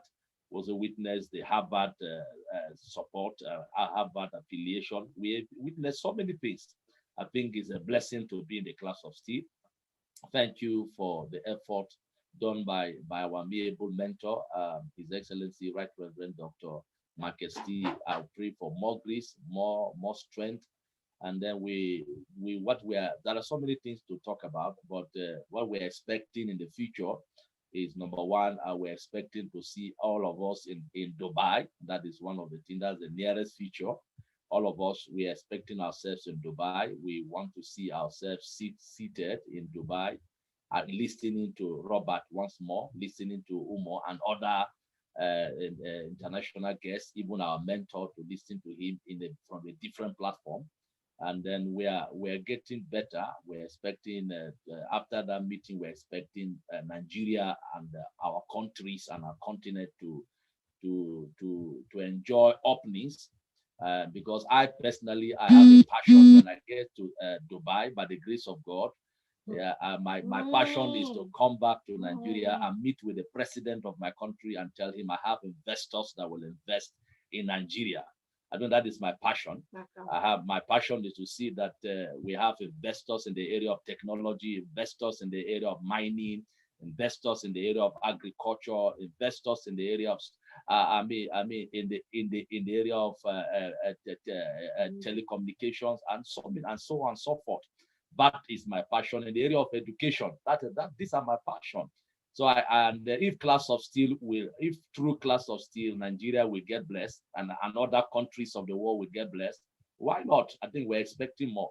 Not just us, our country should expect us. We are the bomb. We are about to happen. We are like, we are like gone on the, we are like, bomb. We are like a bomb waiting to explode. So we are very explosive. Class of SteelE is dynamic. Class of SteelE is explosive. And I know very soon we are going to explode. These are things I'm expecting. And then, and also I'm expecting more people in the Class of SteelE, more colors, races, people from nationalities, people from all walks of life, businessmen, ministers of the gospel, missionaries, Muslims, Christians. In fact, I'm expecting pagans, Eastern religious people. We want to see ourselves in the Class of SteelE, because from what Robert just told us this afternoon, he told us that the diplomacy is about culture, diplomacy is about business. I think we just need ourselves to promote culture, to promote business. I want to see India dancing. I want to see Chinese dancing. I want to see different kinds of dancing. I think culture, is something else. The world is getting encapsulating. The world is getting uniting. And I expect to see more of that in the Class of SteelE in the nearest future. I'm also expecting that one day we'll have a physical meeting of the Class of SteelE, not just in the Zoom. We all meet in the place, apart from Dubai. We all meet in the place, we come together, we unite, we discuss, we talk about ourselves and our businesses. I think that there are so many to expect. There are so much to expect. Above all, I expect that But one day it will not just be a scanty class like this. What I mean scanty, do not just be a few members in the Class of SteelE. I'm expecting to see thousands of members of Class of SteelE from all walks of life and nationality in the Class of SteelE. Thank you so much. I wish us, including myself, happy graduation. Thank you so much. And I wish the Class of SteelE happy anniversary. Thank you. I appreciate it. Thank you, Your Excellencies. Thank you so much for giving me this opportunity. Thank you. Thank you so very much. The Golden Eagle, always passionate, and the First Lady Patience right next to him, just there as a part of the team that we are building. I want to call on, we have our next speaker who's coming on at 2:30, and I want to right now call on Barrister, His Excellency Anthony Uwasia. Give us your take, Your Excellency, on the year. What has it been like for you, Your Excellency? The challenges, the revelation, and what has this year been like for you, Your Excellency Barrister Anthony Uwasia?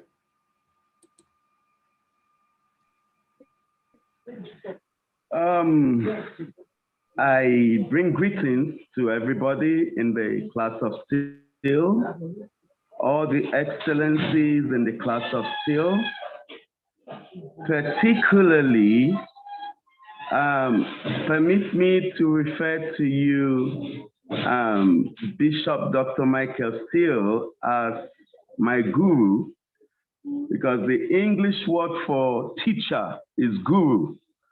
And I thank God for you.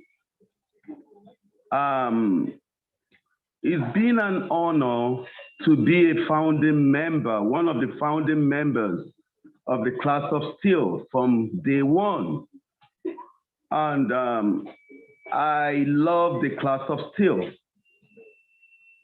And when I mean I love the Class of SteelE, I mean I love the Class of SteelE.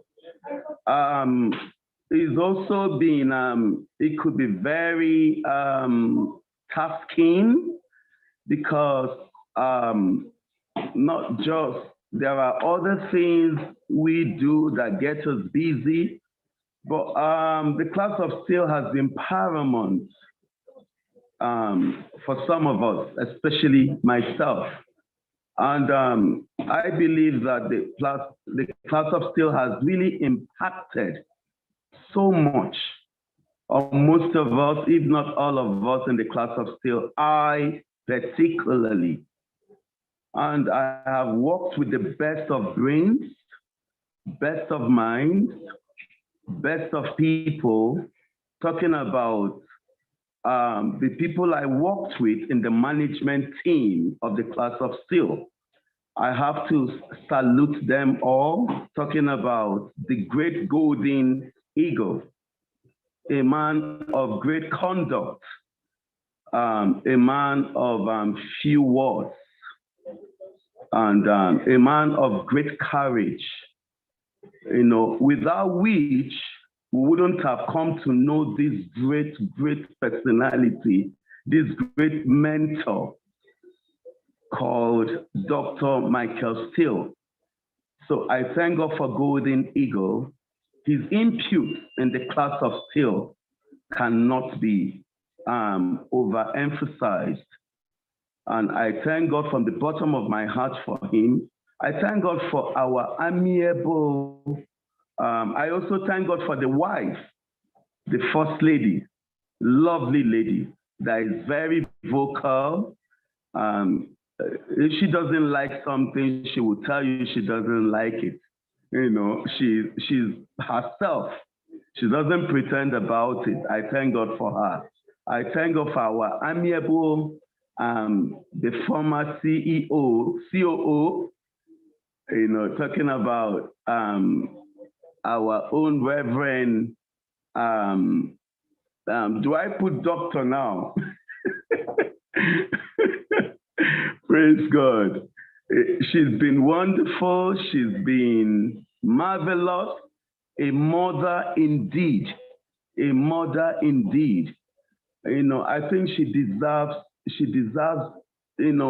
our own way of waving, of congratulating people. Hallelujah. Her input has been wonderful. And I thank God for her. She has an excellent heart to the glory of God. And she has also impacted in us in the class of SteelE. And she has also impacted on me personally. And I thank God for her.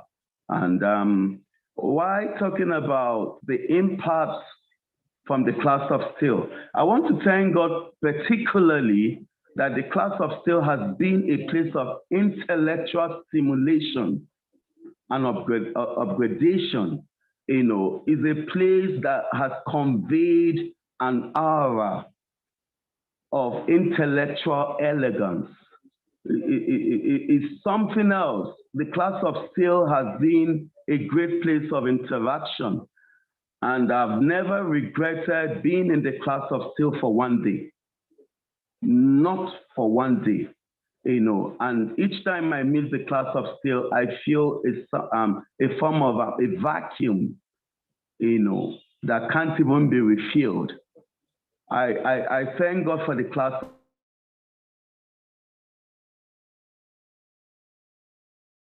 of SteelE. Thank God for Bishop Dr. Michael SteelE. Even learned about you. The power of oratory.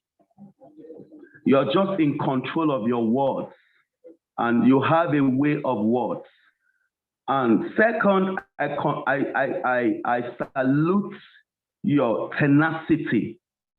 I don't know how you've been able to manage people of different cultures, people of different races and beliefs. I don't know how you do this, but to be frank, you deserve great honor. In fact, double honor, because it's not very easy to handle human beings. Not to talk of when they are of different races and all that, and you've been able to endure our excesses.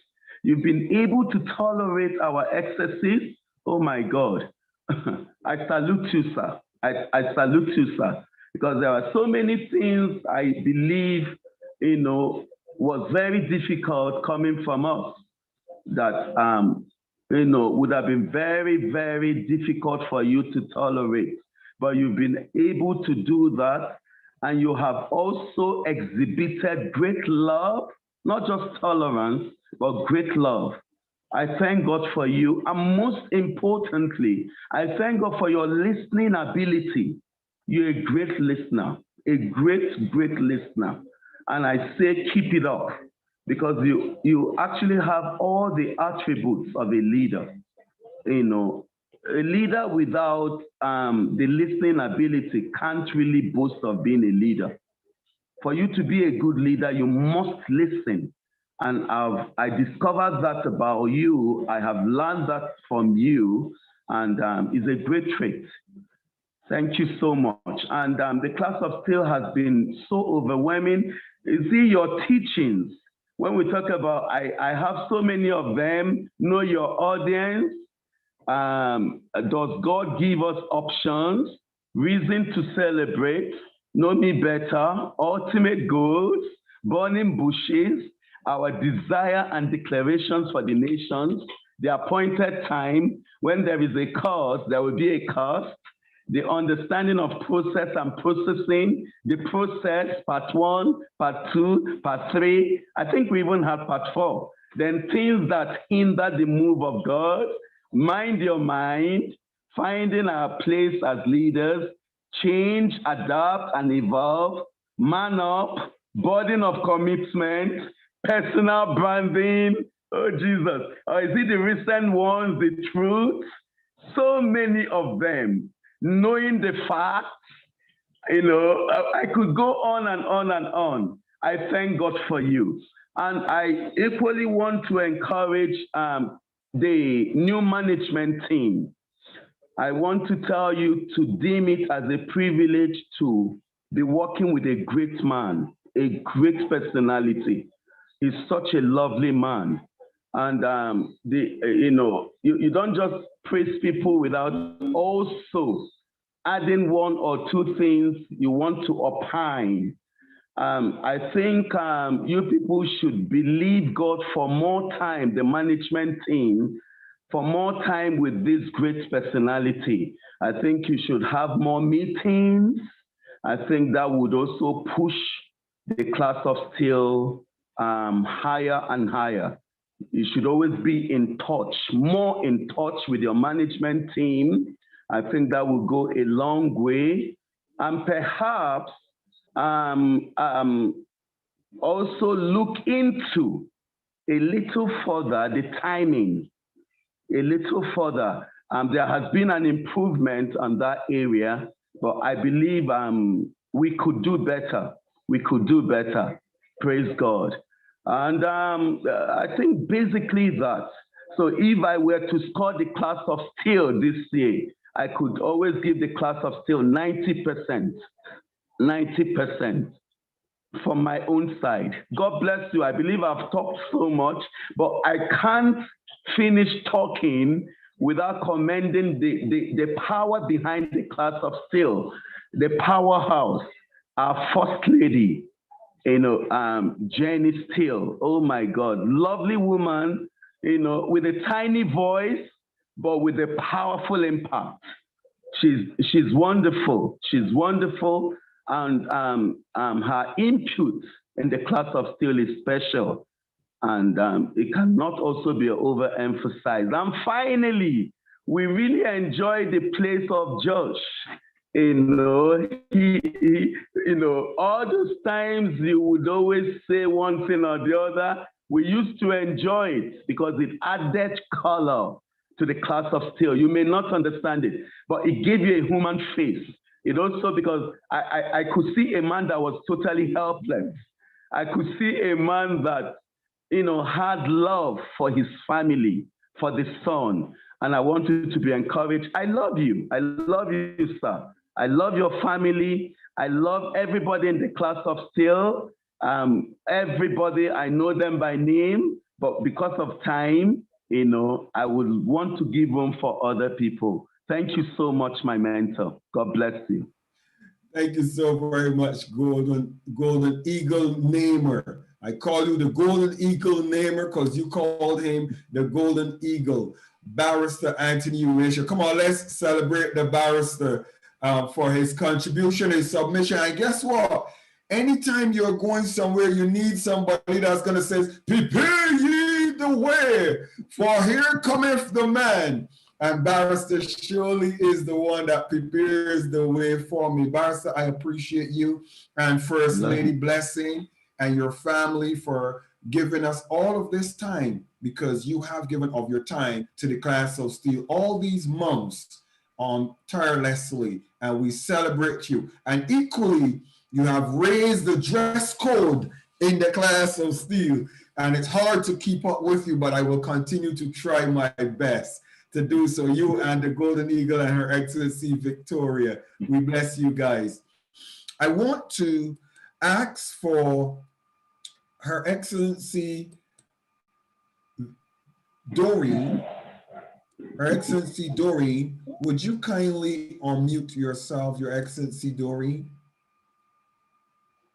Her Excellency Doreen is our incoming COO, and she has chosen to take on the mantle of the Class of SteelE.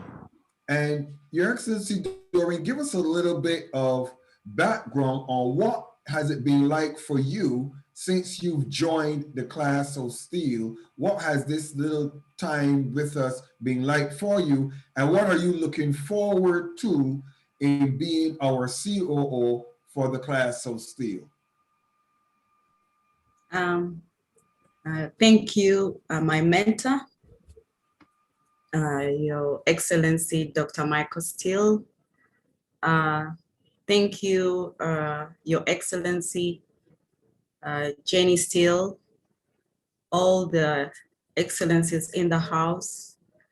I thank the management team that was there before us.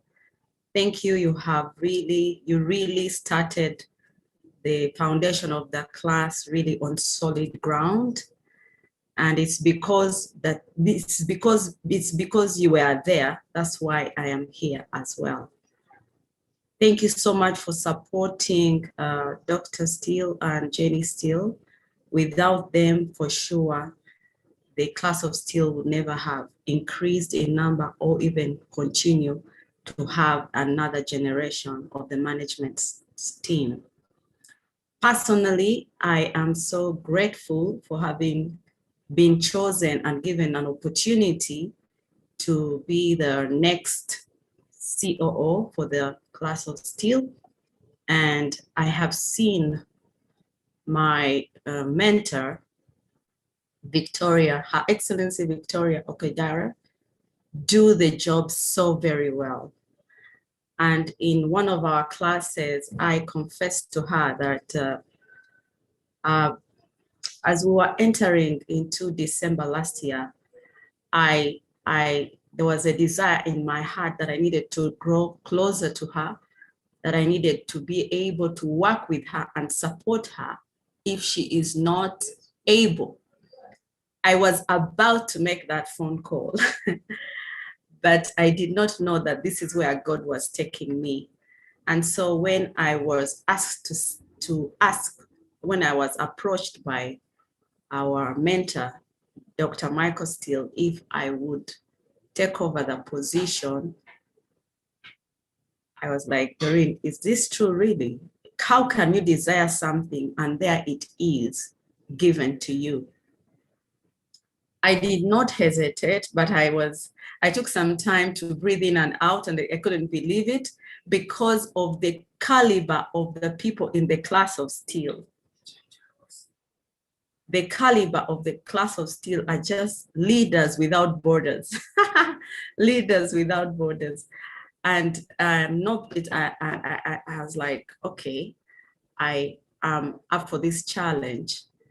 And I immediately accepted the role, and I said, I'm ready to work and change and dedicate my life to it, my experience, and I come with everything that I have to contribute to the class of SteelE, my resources, my connection, my friendship, and also to learn a lot from the class of SteelE, because we all know how knowledgeable our bishop, our Dr. Michael SteelE is knowledgeable. He cuts his knowledge cuts across all economies, political, social, spiritual, everything. He has the whole package. So I said, I need to be close. I said, I need to be close to him even before he knew it. I said, I'm going to fight and be close to him. So before, after his wife, I am next to him. So I am happy that I can access him. I don't like being with leaders whom I cannot access, whom I cannot, talk to when I need to. So this was a prayer in my heart, and God answered it. So I want to say that the class of SteelE for me is going to trim me to be a better leader for Africa. I'm going to be a better leader for Africa because of different leaders that it has got. It has many people with a lot of expertise in different areas, and these are people of excellency. And so for me, I want my agency to be the excellent agency, my leadership skills to improve, to impact my country and other parts of the world. Without any doubt, I know I will definitely get to where I want to go.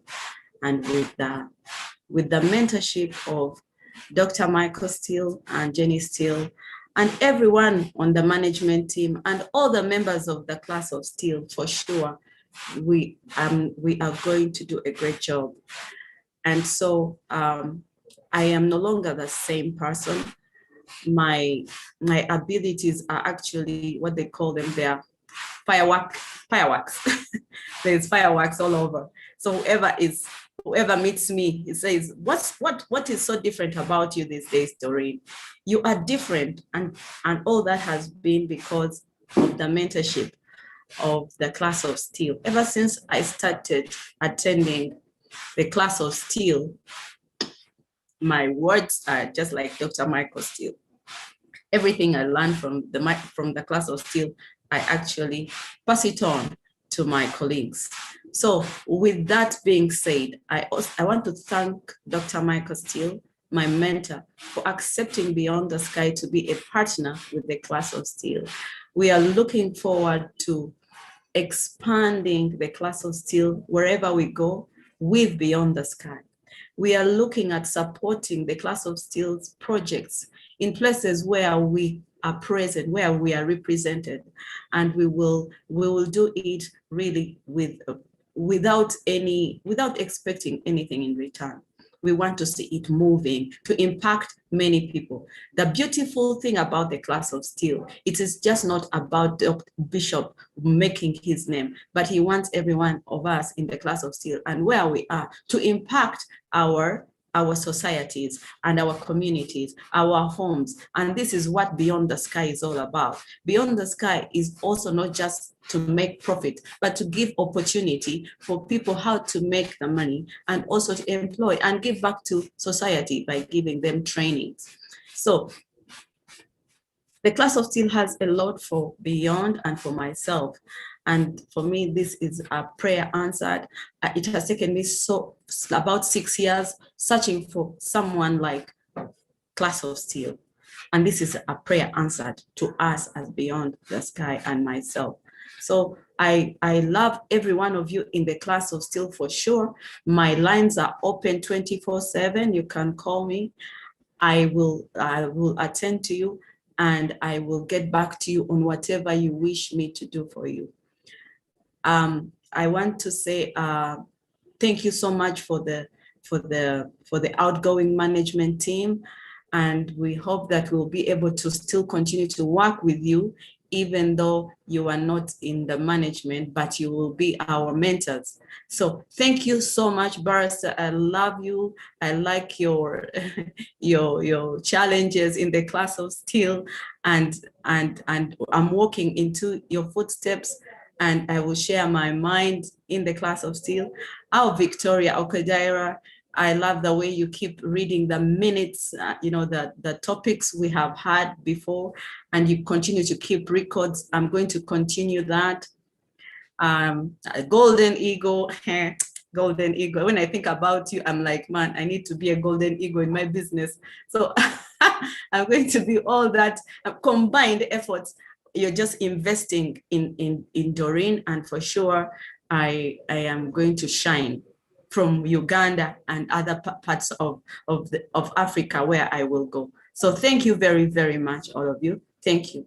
I look for my management team. I love you guys. Daniel Soporo, Minister Yours. Thank you. I look forward to learning more about protocol. Then for Architect Olu Koya, my brother, I also look forward to working with you with the youth arm. We are excited. Our company is young, but we have a lot of youth people who want to be affiliated and work with Beyond the Sky at university level, at college level. We shall do presentations for leaders, because everyone wants to be a leader. So Dr. Michael Steele, we're going to support your vision.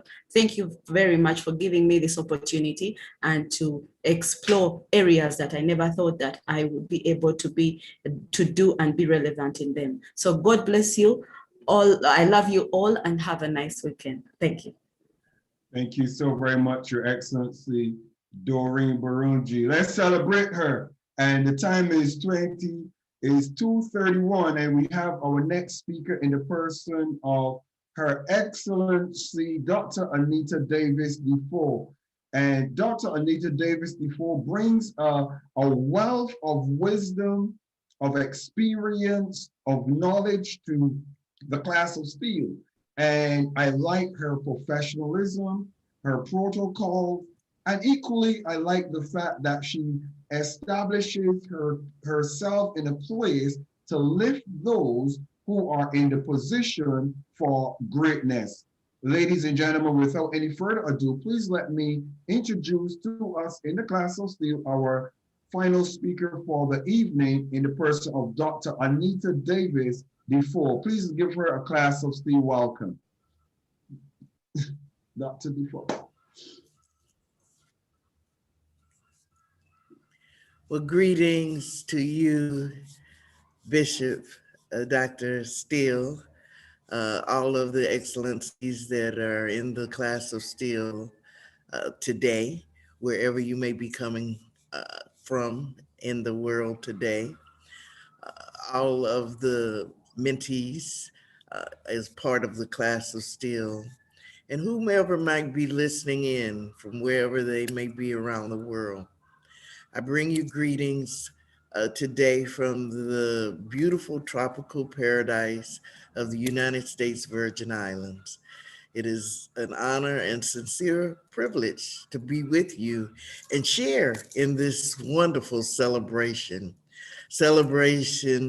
of graduation, celebration of new beginnings, celebration of expansion. I always love to be a part of occasions when people are acknowledging hard work, continuing growth, and the possibilities of promise and the possibilities of expectations. And so today I was asked to ponder with the class of SteelE the power of a team. And so I'm going to spend just a few moments with you, encouraging you to think about the team. And all of the speakers and the comments that you have heard have really been speaking toward the impact that a team has and the significance of a team. My mentor, Dr. John C. Maxwell, often tells us that if you are just dreaming of doing something that you can do by yourself, then you're not dreaming big enough, that you're really not tapping into your potential, that you're really not focused on the total impact that you can have. A team can really propel any kind of organization. It can propel it to the next level, or sadly, a team can derail an organization. No matter whether it's a community organization, whether it's a faith-based organization, or a corporation. And so I want to talk to you about the significance of the class of SteelE as a global team of leaders, because everybody is a leader. My mentor also teaches us, and you see it in any organization that you're probably a part of, that it's really about the impact and the way that people work together as leaders, because everybody is a leader. And it first starts with being able to lead in your own life. So often when we hear about team, we often hear the team stands for together, everyone achieves more. But I want to charge you and get you to think about team in a different way. Not saying that an acronym doesn't have relevance, but for me, when I think about team, and what I want to encourage you to think about team is when it comes to the space of transformation.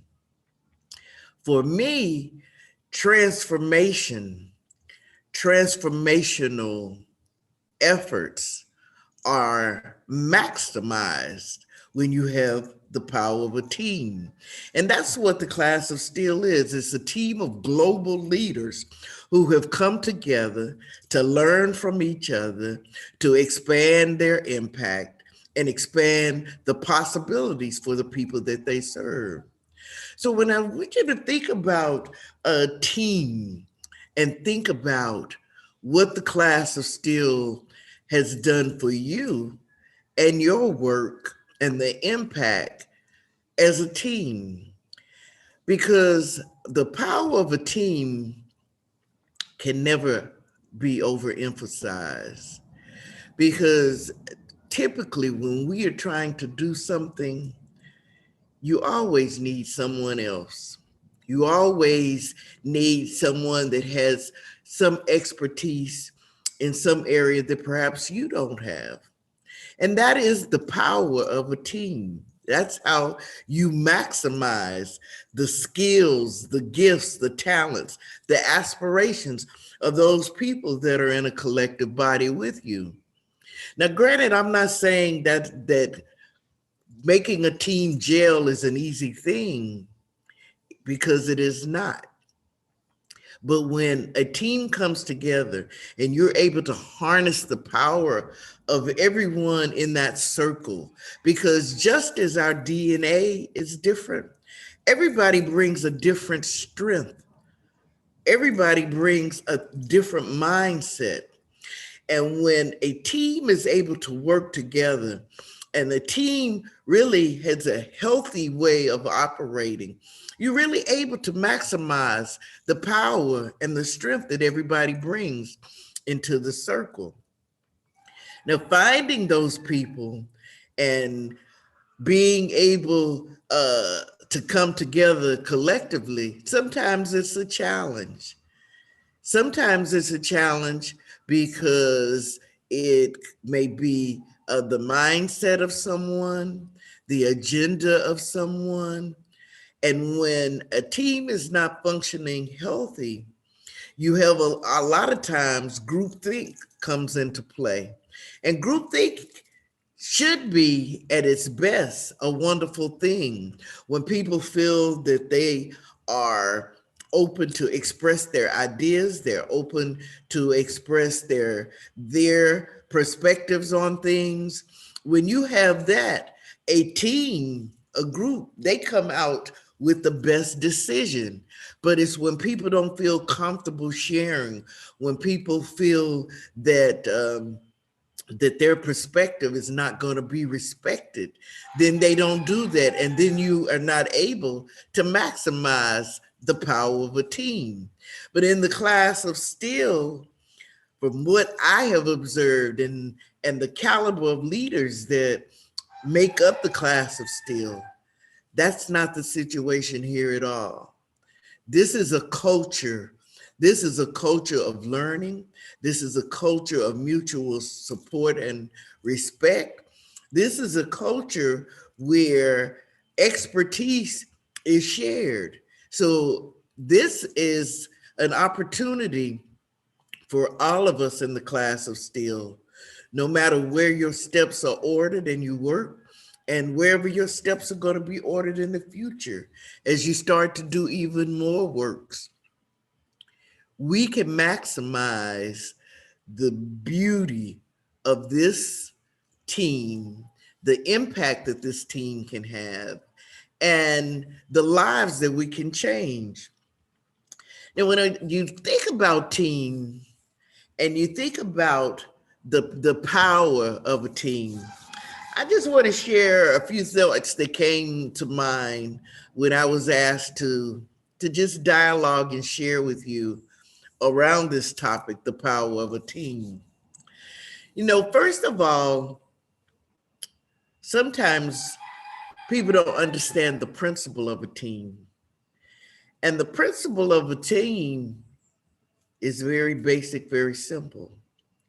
The principle of a team is a collective body of individuals who bring different perspectives, they bring different strengths, they bring a range of talents, they bring a range of global experiences collectively together. That is the principle of a team. Sometimes on a team, some people are asked to lead, And even when you are in the role of a follower, you're still a leader. So we have to recognize, first of all, what is the principle of a team? Because sometimes people have a misunderstanding of what teaming is all about. But it is that collective energy, it's that collective impact. It is individuals coming together for a common purpose. And that's the second P I want to share. And I'm going to share with you some of the important power of P words that I think of when they come to when it comes to mind about a team. So first of all, you got to understand the principle about a team. And then the next thing, of course, the most important question is, well, what is the purpose of the team? Why does the team come together? What does the team hope to accomplish? What outcomes is the team looking for? What lives, what communities, what countries, what does this team want to do? So once you understand the principle of the team, you understand the purpose of the team, then you have to ask yourself, well, what is my position on the team? What strengths do I have that I'm bringing to the team? And when you're on a team, your position may change from time to time. And there's a vast difference between a position in something and your role. And even though you may be in the position of a follower sometimes, you're still a leader. Maybe your role may shift, you're still a leader. So understanding your position at that given moment based upon what the team is pursuing is critical. And that's a whole nother session that we'll talk about, because there's 9 roles that people play on a team, and they can range from a creator, from an activator. Those are just some of them. There are roles that you play that help to generate the results that the team wants to have. So we're thinking about the principle of a team, the purpose of the team, the position on the team, and then now you have to think about, how are we going to prepare as a team? What do we need to do to be ready? What do we need to do so that we can achieve the purpose of the team and the ultimate impact? How do we prepare? What do we need to do? What are the range of skill sets that we need? What are the competencies that we need? What kind of preparation is it going to take for us as a team to achieve the impacts that we want? So then after you think about the preparation needs, then you start to plan. You have to have a plan. Think about, how are we strategically and intentionally, how are we going to accomplish what we've set out to do? What is our plan? And once you have the plan, and once you commit the plan to paper, and once you take a daily step each and every day, you can accomplish that plan. The team can be successful once you strategically think about, how are we going to accomplish the outcomes, the impact? How are we going to maximize all of this brilliance, all of these competencies, everything that people bring to the team? How are we going to maximize it so that we can impact the community, the world, whomever, committing it to paper with a plan? So then after you have the plan, then you have to, as a part of the plan, what are our pursuits? What are those things that we are going to do? We have our plan. We thought about how we had to prepare. Now, what are our pursuits? Who are we going to impact? Whose lives are we seeking to change? What communities are we looking to transform? how collectively can we manifest the gift of life that we have been given so that we can be servant leaders that we are expected to be? How are we going to work together? You know, one of the things that happens sometimes to teams, and this is what makes people sometimes want to walk the path alone, because if people don't come to a team looking to be of service and to impact lives, often I've seen in my experiences where the person comes to the team full of ego and other agendas, and that derails a team. I have found, and our mentor teaches us in John Maxwell team, and I've learned it through my own experiences.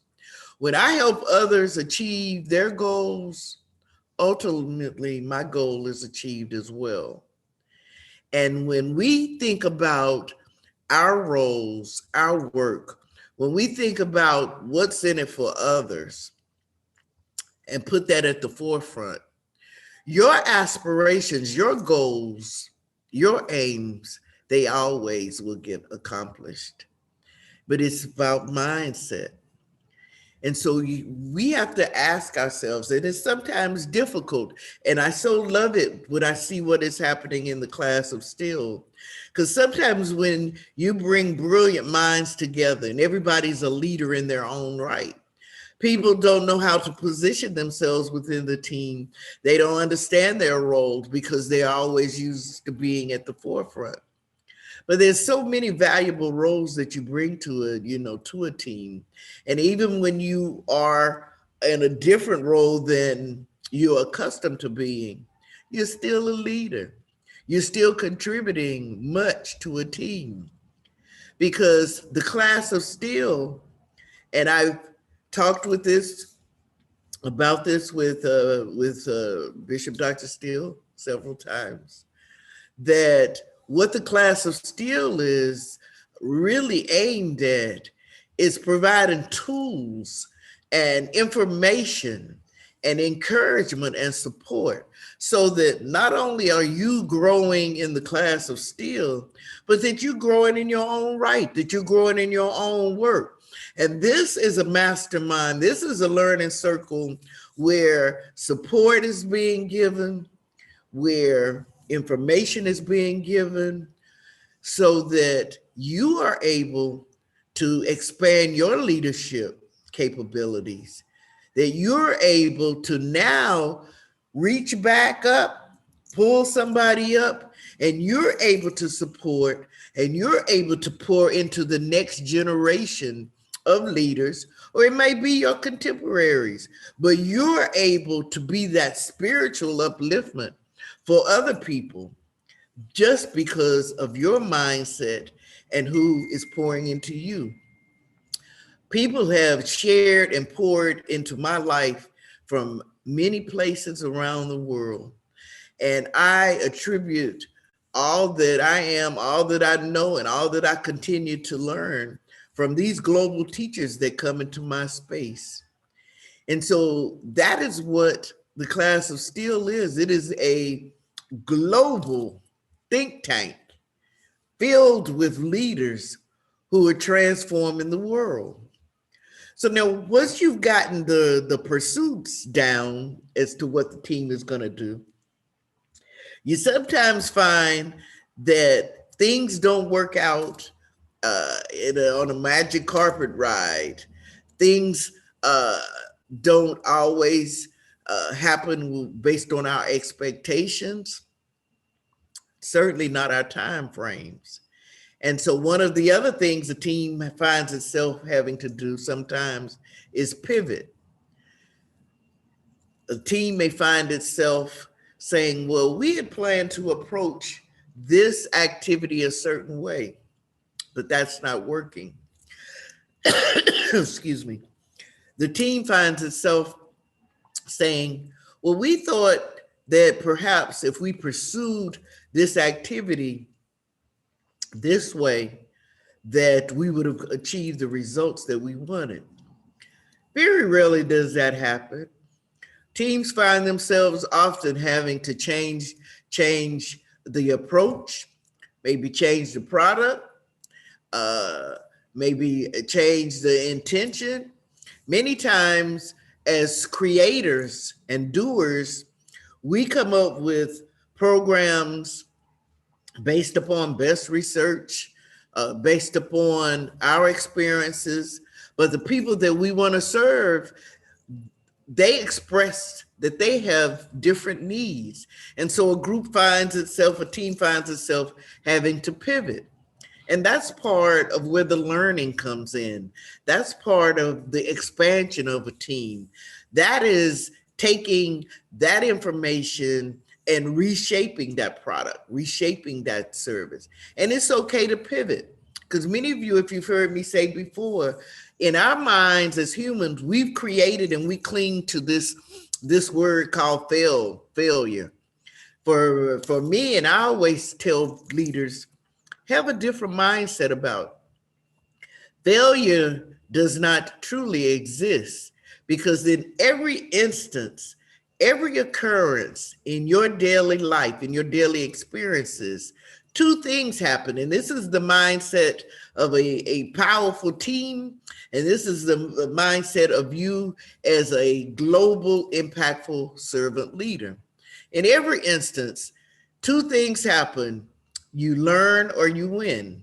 And so even in those instances where a team has to pivot, or you personally may have to change something, you're learning or you're winning. And never embrace this mindset of failure. Failure doesn't exist unless you choose to claim it. I always say, when something doesn't work as I anticipated, I look at the steps, look at the process, and see in what areas do I need to change the process. That's what this thing we call failure teaches us. It teaches us to look at our process, look at our thinking about something, and shift it and see what do we have to change. And that's where the learning comes in. And once we grasp that, and as a team we shift it and we reshape it, then we're able to win. And so on this anniversary celebration and this graduation ceremony, I want to encourage everybody here today to know who you are, to embrace who you are, and be willing sometimes to walk just as you are alone. Because being a leader, being an impactful leader, is sometimes a lonely road. But you have all of us in the Class of SteelE. We're here to support each other in our projects, in our aspirations to impact youth, family, communities, businesses, churches. We're here. We're here to be a support for each other. We're here to share our brilliance, our experiences, our knowledge, and our caring hearts with everybody in the circle. I want to remind everybody that there is no mistake that you're here in the Class of SteelE. I already believe, and I see it manifest, that each of us, our steps are ordered by divine design. And you all are here at this moment because collectively our steps have been brought together so that we can impact the world. We have been brought together. There's no mistake about it. And I've seen it happen in my life over the last years, especially once I decided to walk in purpose and for me to answer the callings that reach out to me in terms of service. And so I want everybody today to celebrate, because it takes dedication to do anything. And when you have come on weekly calls, when you've shared, and I've heard in many instances, as it happens here often in the Virgin Islands, where the electricity goes off from time to time. You've lost your internet connection. I've heard sometimes where some of you have gone from certain locations, from location to location to get Wi-Fi so that you could get back on the call. I've heard where some of you have experienced a setback, personal loss, business loss, health challenges, but still you've come back into the circle, this circle called Class of SteelE. Many of you have shared your fears, your challenges, but you never left a Class of SteelE, not with your tank filled back up with hope and knowing that you can do what you've been called to do. So I want, as sometimes we all forget, I want you to know who you are. I want you to know the power that's within you, the power that's within you as an individual, and certainly the power of a team. Together, a team is able to manifest transformation in greater levels than you can do solely.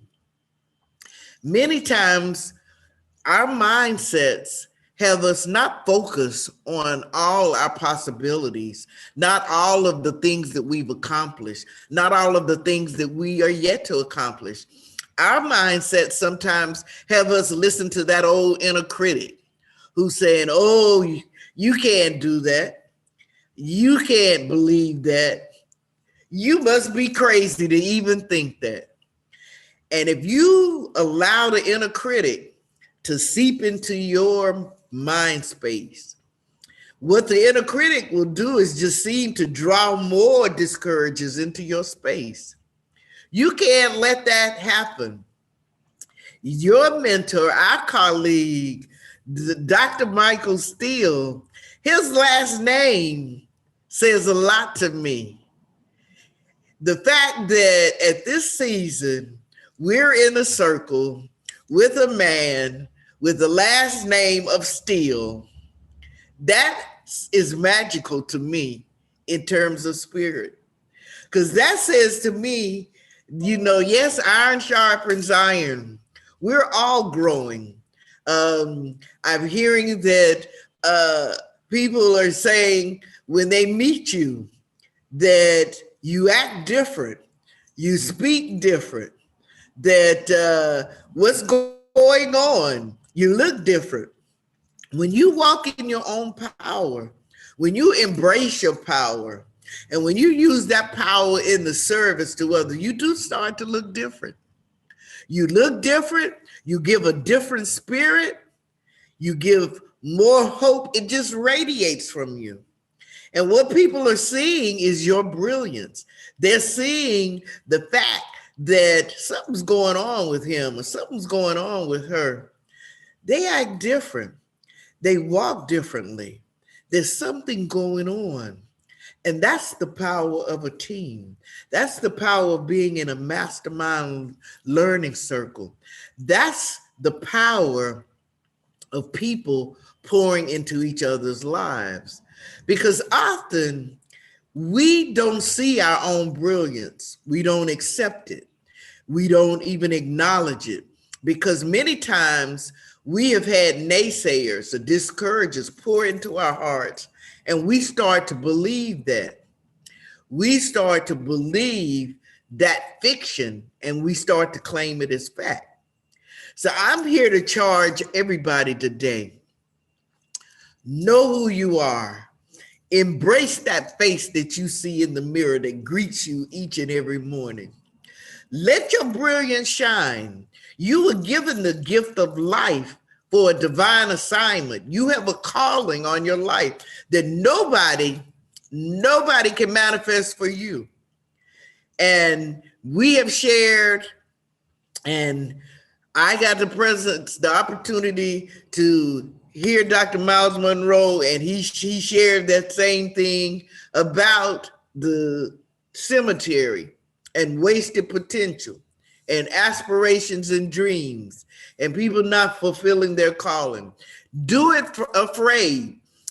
When you are doing big things, when you want to impact people in a big way, I'm not gonna kid you. Yes, it can be scary sometimes. Do it afraid anyway. Because even in that fear, the things that you need, and when you're walking in purpose, they'll find you. They'll come to you. People that you didn't know, people will come to you. People will want to collaborate with you. So I celebrate all of you today. I just want you to know how magnificent you are, the power of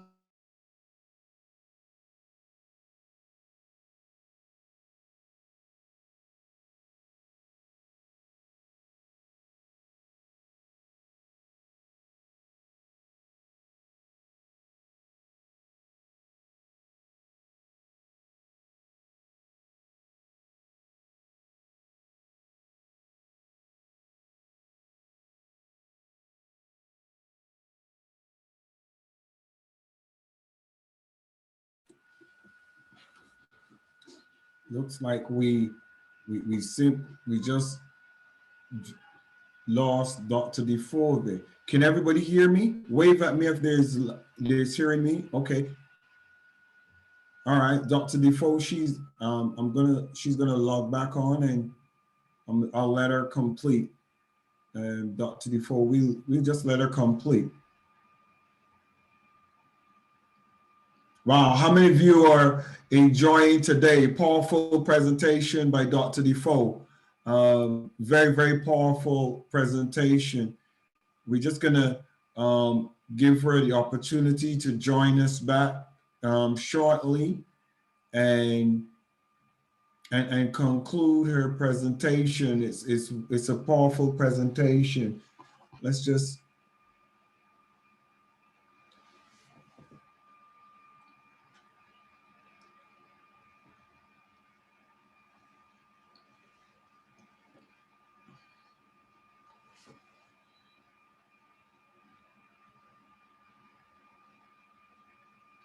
She just dropped out. Let's just.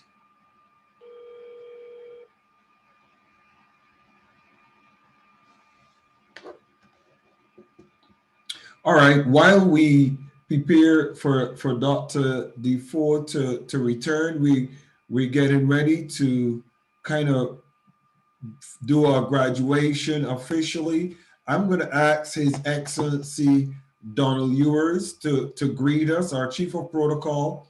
Just greet us this evening, and we just wait for Dr. Defoe to come so she can wrap up. Your Excellency Donald Ewers, just share your thoughts this evening. What has it been like for you this year in the Class of SteelE? Your Excellency Donald Ewers, please unmute. Hi, Your Excellency. Greetings, Dr. Michael Steele and all the Excellency. It's a pleasure to be in the Class of SteelE another time. The Class of SteelE has been fantastic. We've become a family. And one of the things that I love about the Class of SteelE, as your mentor, you have taught us to think out of the box. You've also what we would call invest in people. You have invested in us, and we are so sharpened, as the previous speaker said, we're all leaders in our own rights. Being the chief protocol for the Class of SteelE, one of the things that you didn't know, but I can enlighten you, sir, working in NHS, I was one of the main person adding on to my job to used to do induction, to indoctrinate everybody that comes into NHS, whether you're a doctor, consultants, whether you're a social worker, whether you're an OT, whether you, any of the disciplinary team. I used to do indoctrinate them into NHS. Also, I used to also do, when they're leaving, organizing the leaving dues and putting everything together. So you having the insight of making me the chief protocol, I was already trained within NHS in doing that for how many years. So you are a true leader. You have the sight, you have the insight to choose people, put people in the right position, and to excel the class of steel. And so we salute you, sir, for the opportunity. We salute you, sir, with where it's going. And most of all, everyone, every powerful man, there's a powerful woman.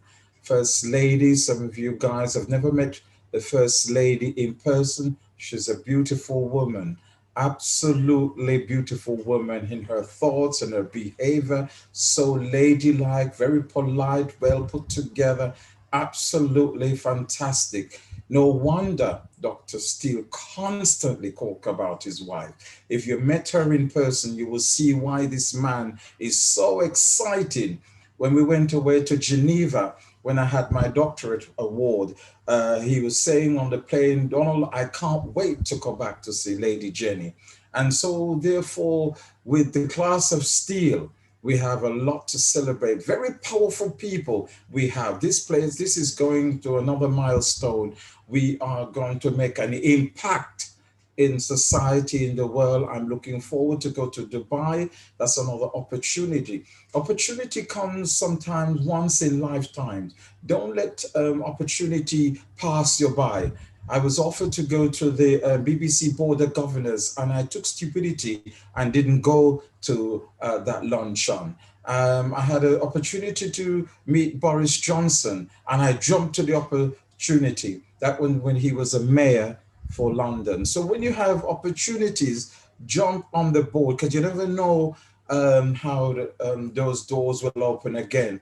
I had the opportunity to go to TG Jakes in Washington, D.C., and I jumped in it. So constantly opportunity, God will have favor, grant you favor. So wherever you sacrifice to go to Dubai, to go with the Class of SteelE, make the sacrifice, God will honor it. And you will gain knowledge, you will gain experience, you will meet new people. So the Class of SteelE is a place of opportunities where you can network, when you have business, entrepreneurial. Doreen was saying in her speech, saying that she'd been praying for a mentor. She's been praying for something. So when the opportunity comes in, a lot of us are praying for things, and God has made the way. But step of faith, you have to step out. And so therefore, I just say thanks, and I salute the Class of SteelE, Bishop. They have done a good thing. In the pandemic, you have opened up this door. In the pandemic, God has opened up all doors and rooms. So we have a lot to give God thanks for. And so therefore, we just walk with you.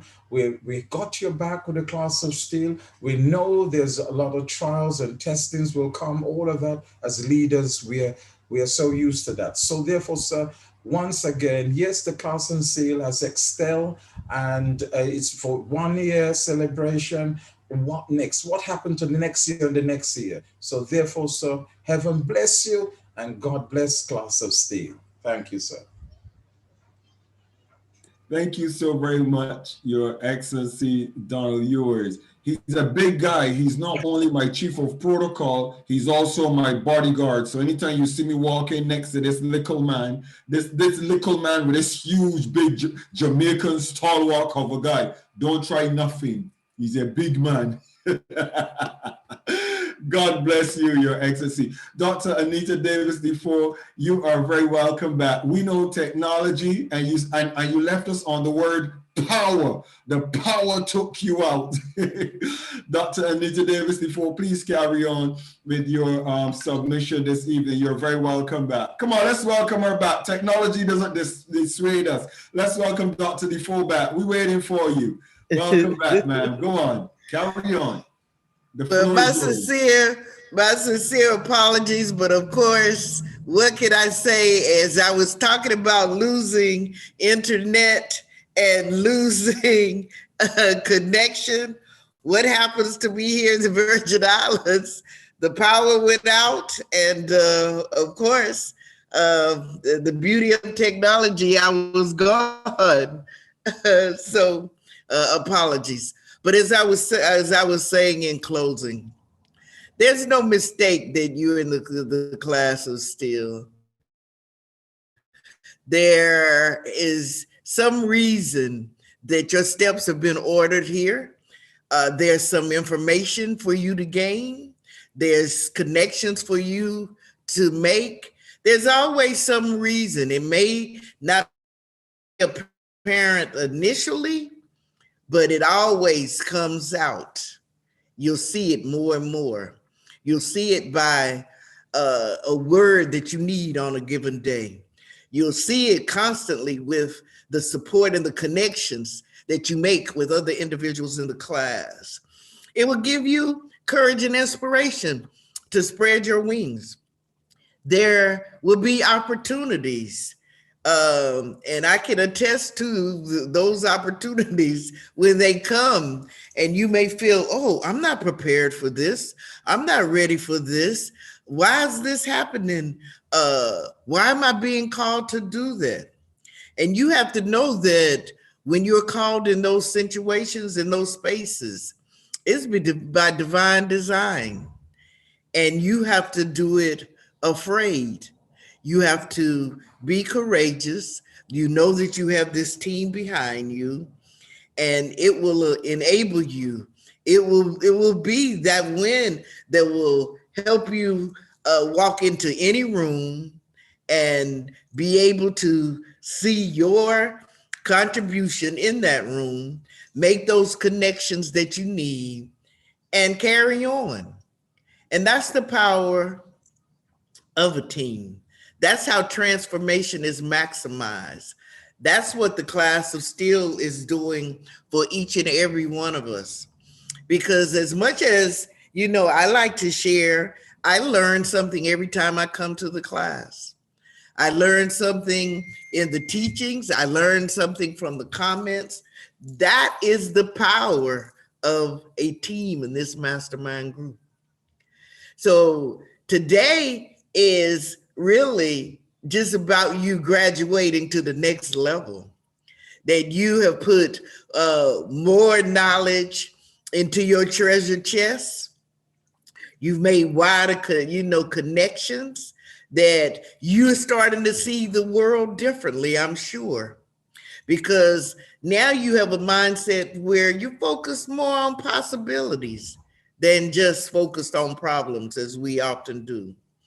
You know that you are a change champion, that you can transform. You're transforming yourself, and the more you add and put value in yourself, the more you're able to add to others. Yes, leadership and change comes with sacrifices. But once you value yourself and you invest in yourself, you will find that your opportunities to do more, to be more, to impact more, they will come. And I say to the Class of SteelE on this anniversary celebration day, you got to know who you are. That is critical for leaders. And many times we don't know who we are. We don't recognize, and often it tells someone else, and that's the power of coming into a group. I heard several of you say, well, I've dreamed for opportunities. I've dreamed for access, but I wasn't sure if it would come. I'm surprised that it did come, and now it is here. Never be surprised, because when you walk in purpose, more and more opportunities will come your way. You first value yourself. Invest in yourself. Invest in your learning. Invest in your experiences. Invest in your exposure. Because the more you invest in yourself, the more you have to invest in others. The more you feel comfortable. And I can't speak to how powerful coming into a learning circle, a mastermind group like this is, because you have at your fingertips a host of global consultants, global thinkers, global doers, global beers, global conveners, they're all here for you. We all are here for each other. So I'm going to stop there, but I want each and every one of you, walk in your greatness, claim your greatness, know who you are, embrace your divine assignments. And yes, I'm sure some of you right now, you have aspirations, you have goals, you have projects that scare you, that wake you up sometimes in the middle of the night. And you say that can't be possible. I can't do this. Or either you say, I'm gonna try to do it. Well, I want you, whatever is on your desk, wherever you are, I want you to try to pick it up and see if it doesn't take some kind of action. So you need to take try out of your vocabulary, because you're being. Try it's a word that's of no value to the class of SteelE. You're doing, you're not trying. Because just in that simple act, whether you're trying to pick up a glass of water, pick up a pencil, adjust something on your computer, you didn't try to do it, you did it. And so know that whatever's in your heart, whatever's calling you out, whatever's your divine assignment, your goals, whether it's that business, that book, whether it is just transforming your community, whatever it is, if you can think of it, you can certainly manifest it and make it happen. And the class of SteelE and all of us are here to help you.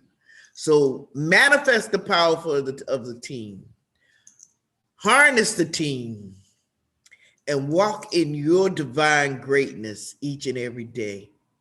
I salute all of you. Peace and blessings. Come on, let's celebrate Her Excellency. Come on, let's celebrate her.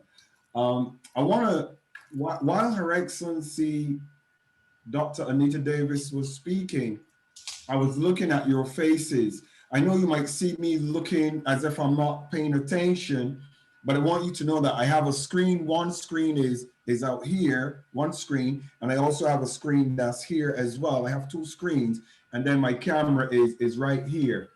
So if you see me like I'm looking around, please, I'm very focused on what's happening and observing all of your faces. And I want to say something to you as your mentor. All of you have come a long way. All of you. I see Pinos.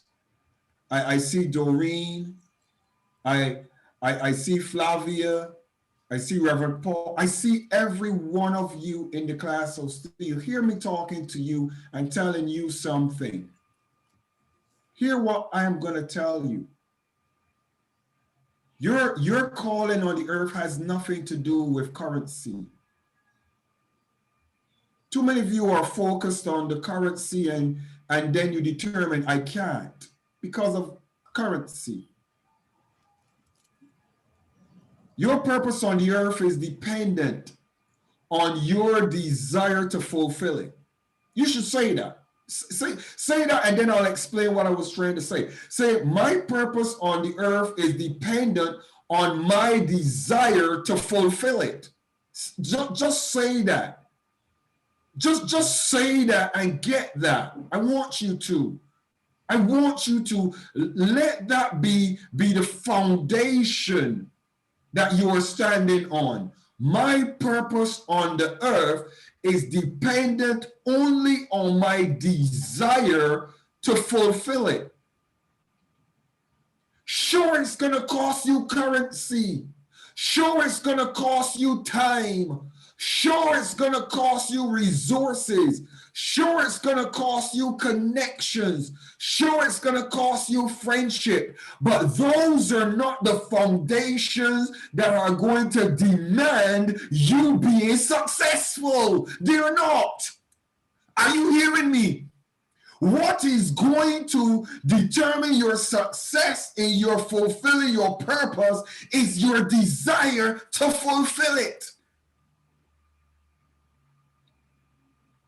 If if you look at me and I tell you my personal story of my finances, you might laugh at me and want to know what manner of man are you? I'm the same man that you are, or woman or person. The difference between me and you is that I do not see obstacles. Hey, somebody, my God, if you ever get something from this graduation, get this. I do not see obstacles. I just see opportunities to better myself or opportunities to find another solution. Come on, somebody, wave at me if you get what I'm saying to you. You are in the class of SteelE. The class of SteelE is not just made up of successful individuals. It is made up of individuals who want to become successful as well. I am not the success I want to become. I am on the way to the success I am going to become. All of you are going to be successful. All of you. Every single one of you in the class of SteelE. Chief, big up, I am Chief Tonic. I am seeing you, dear. And I want to tell you something, Chief Tonic. You are the only name that is listed among those who are graduating that are not on my team. Chief Tonic, you are the only name. Why are you the only name, Chief Tonic? Because you are here. Because you show up. That's why your name is going down in history, because you showed up. Life is all about showing up. A lot of individuals want benefits, but they don't want to do what? Show up. They make excuses. I don't make excuses. Either I am not going or I will make a way to get there. Are you hearing me? I don't say I think I'm going to go. If I say I'm going to go, I'm going to make a way to get there. Dr. Defoe, come on. You know what I'm talking about, Dr. Defoe. Dr. Defoe, how many events and how many things we had to do, and we didn't have the first cent when we said yes or when we accepted the invitation. But we determined we are going to get there. And somehow, it worked itself out. Why? Because we made up our minds. We're going to get there. If you don't have a made up mind in life about anything, if it's about a trip, if it's about your business, if it's about raising a family, if it is about being a part of a group, if it is about if you do not have a made up mind, everything will dissuade you. Everything will stop you from performing. Everything will stop you from delivering. Come on, somebody. The class of SteelE has been going Monday, Wednesday, Friday for a whole year. Come on, somebody. 52 weeks in 1 year. 3 times. That is over 150 classes that we have done. My God, plus the extra classes, the extra meetings, and yet we are still standing, yet we are still here. We have not given up. We've not thrown in the towel. We've not quit. People have come and people have left. People have said they are with us and people have abandoned us. Come on, somebody. But I want to tell you something. We are here for the next generation and the next generation to come. Why? Because we are focused. There's something that's happening in Dubai. I'm going to tell you something. You better believe this. My God, you better believe what I'm going to tell you. There's something that's going to happen in Dubai with some folks that I get the chance to hold their hands. I just want to hold their hands and let them see me eyeball to eyeball. Come on, somebody. Come on, somebody. Dr. Defoe and I know each other personally, in person. We are personal friends. Dr. Ewers and myself, we are personal. We know each other personally. I also know His Excellency, the Golden Eagle, personally. But there is something that happens when you meet individuals face to face. Come on, somebody. We are building a team that is going to change the face of Africa, that's going to change the face of nations, that is going to change communities. I'm talking to you. You are on a project.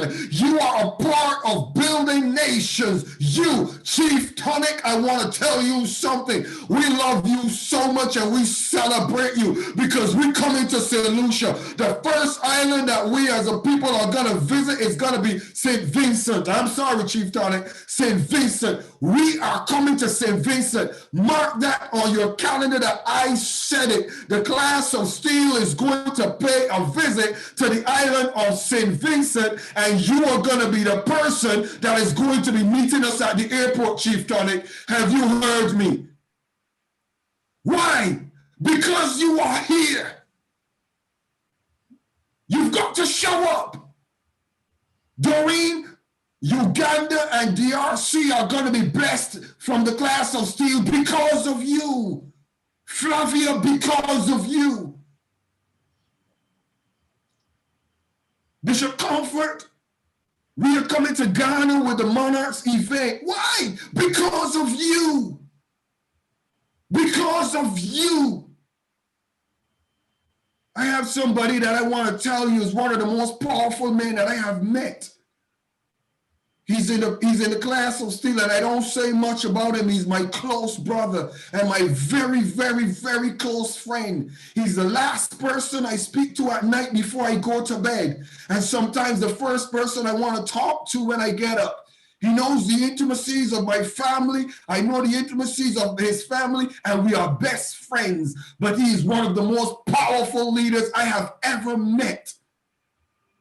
His name is Emmanuel Ndinga. One of the most powerful men I have ever met, if I should say so with my very own lips. He doesn't even know I think this about him. You want me to tell you why? Because the journey is not about a smooth road. The journey is not about things working the way you want them to work. The journey is not about individuals that are going to pat you on the back and do what they say only. The journey is about those disappointments that you have to rise up above. The journey is about those frustrations that you can't tell to those that are close to you. Come on, somebody, wave at me if I'm talking good this anniversary session. You are powerful people, all of you. And I'm going to dedicate my life to the Class of SteelE to make sure that I am here with you. With your ups, I'm going to be here. With your downs, I'm going to be here. With your victories, I'm going to be here. With your crying, I'm going to be here. When your children are celebrated, I'm going to be here. Why? Because the Class of SteelE, as His Excellency, the Golden Eagle says, is here to stay. Some of you, the first trip you're going to go on is going to be with the Class of SteelE. Some of you, the first government appointment you're going to get is within the Class of SteelE. Some of you are going to experience powerful things. And I want to tell you something. Please hear this. My wife does not like me saying it. My wife does not like me saying it, but I'm going to say it anyway because it needs to be said. If I die tomorrow, hear me, hear me. Do me one favor. Do not let the Class of SteelE die. This is my anniversary session, and this is what I'm going to ask you. You might not be able to speak like me and be like me, but I told all of you, I don't want any of you to be like me. I want you to be yourself. The world does not need another Dr. SteelE. When I die, my son is here to be the next Dr. SteelE. But promise me, You will not let the class of steel die. How many people will wave your hand for the cameras and for the class of steel to see? Just tell me you will not let the class of steel die if I go to my maker. I am not afraid to go to my maker. All of us have to go at some time. But a lot of people do not put a plan in place for when they go because they think they're going to be here forever. Don't let the class of steel die. It's not Dr. Steele. It's a vision. It's a mandate. You're powerful. You're going to be successful. But do not allow anyone to cause you to quit. I want to greet His Excellency Emmanuel. Emmanuel, I just want you to share your thought. You are a military man. And I'm going to give you a brief moment in my class this evening in our celebration, sir, just to tell the others why the military are militant and they don't quit. Your Excellency Emmanuel, just unmute yourself and greet us this evening, sir, in the class of steel.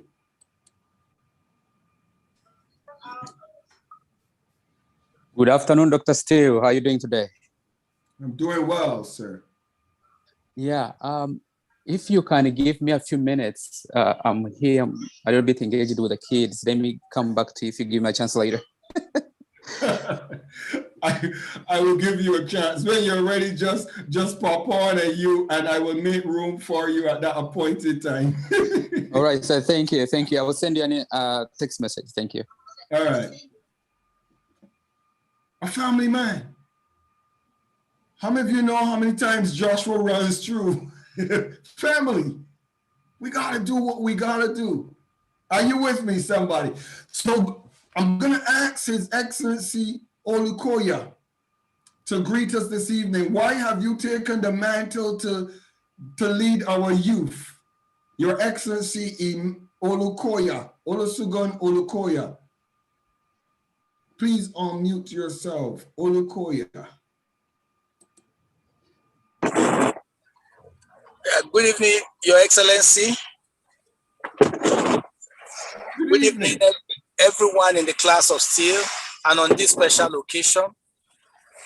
I sat down and I was listening to all the speakers and all the thoughts, and everything is just geared towards the same thing.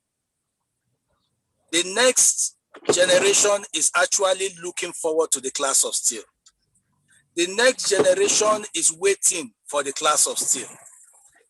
Everything that the class of steel is doing, speaking, saying, acting is towards ensuring that the next generation receives what the class of steel is made up of. We have not seen anything yet, I assure you. We have not scratched the surface of what class of steel is all about. We have not even touched the substance of what the class of steel is all about. So everything that we are seeing right now is just the rehearsal. Everything we are seeing just right now is just the preamble of what the class of steel is all about. Every single one of us, we have a role to play. Every single one of us, we have something to do. Every single one of us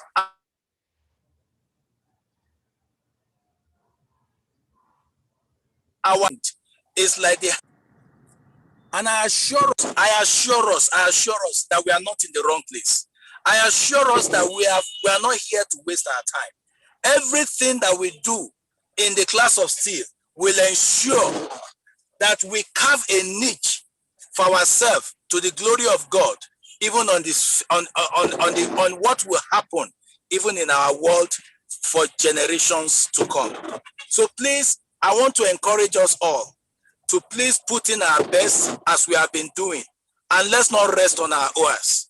Let's continue to believe in the class of steel. Let's continue to stand with the class of steel, because the class of steel believes in us.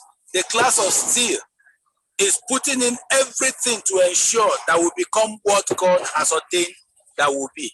So my encouragement to us today on this wonderful anniversary is to appreciate the efforts everyone has put in, from the Golden Eagle, Reverend Mrs. Okedare, Barrister, and all those that have contributed immensely, even to the success that Class of SteelE has recorded up till now.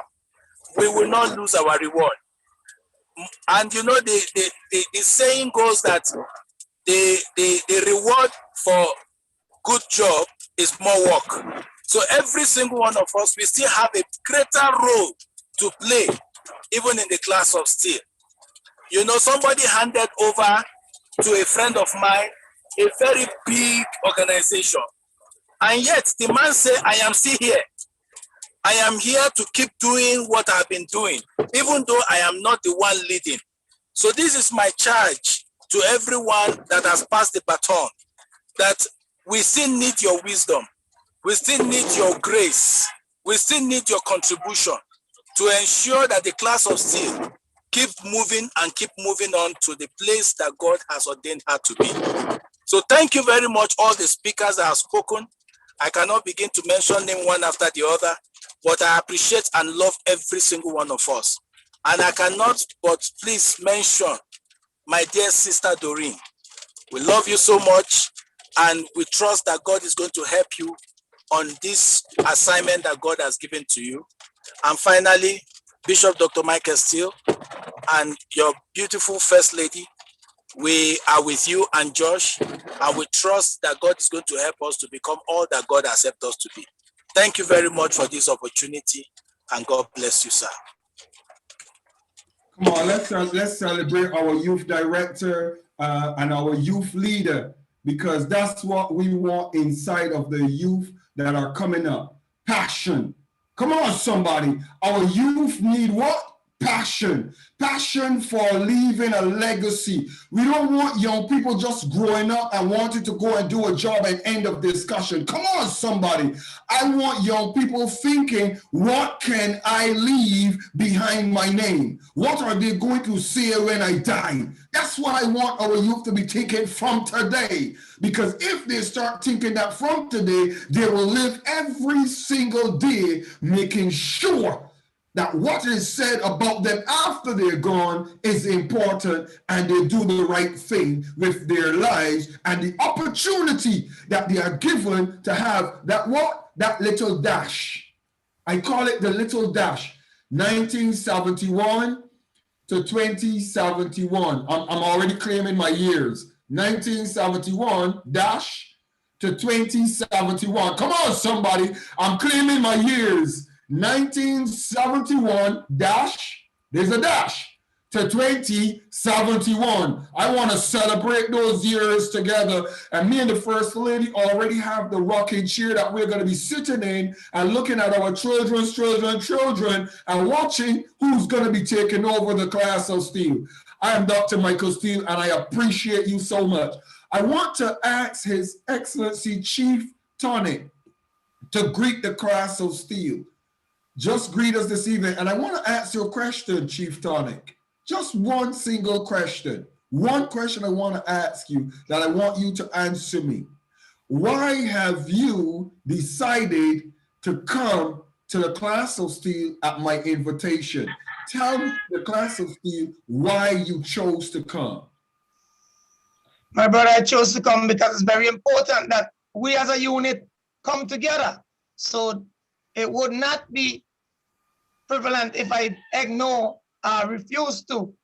It would be mostly appreciated, most welcome, and I'm honored to be in your class, Dr. Steele. You know what I mean? The unity as peace ambassador is a great one. We're on a different platform right now, and we here for like solve not only humanity, but solve our life form. So we must not be a peace ambassador just to bring peace to our brothers and sisters, but we must make sure preserve every aspect of life, including the animals and all the insects, so we could see that Mother Nature is being preserved. okay, especially in this particular time where we're going through with this pandemic, because it's not an actual virus, is a scam.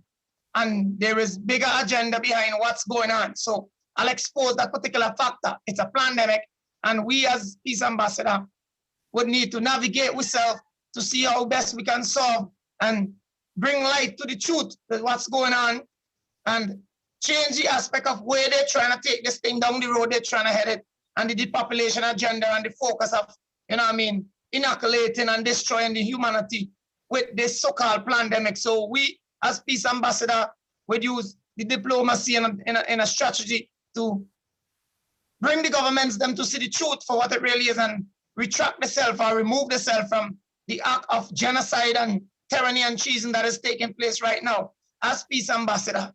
So I will congratulate all the delegates, all the pastors, to every one of the chiefs on the platform, and all of the different members, and everybody who is graduating right now.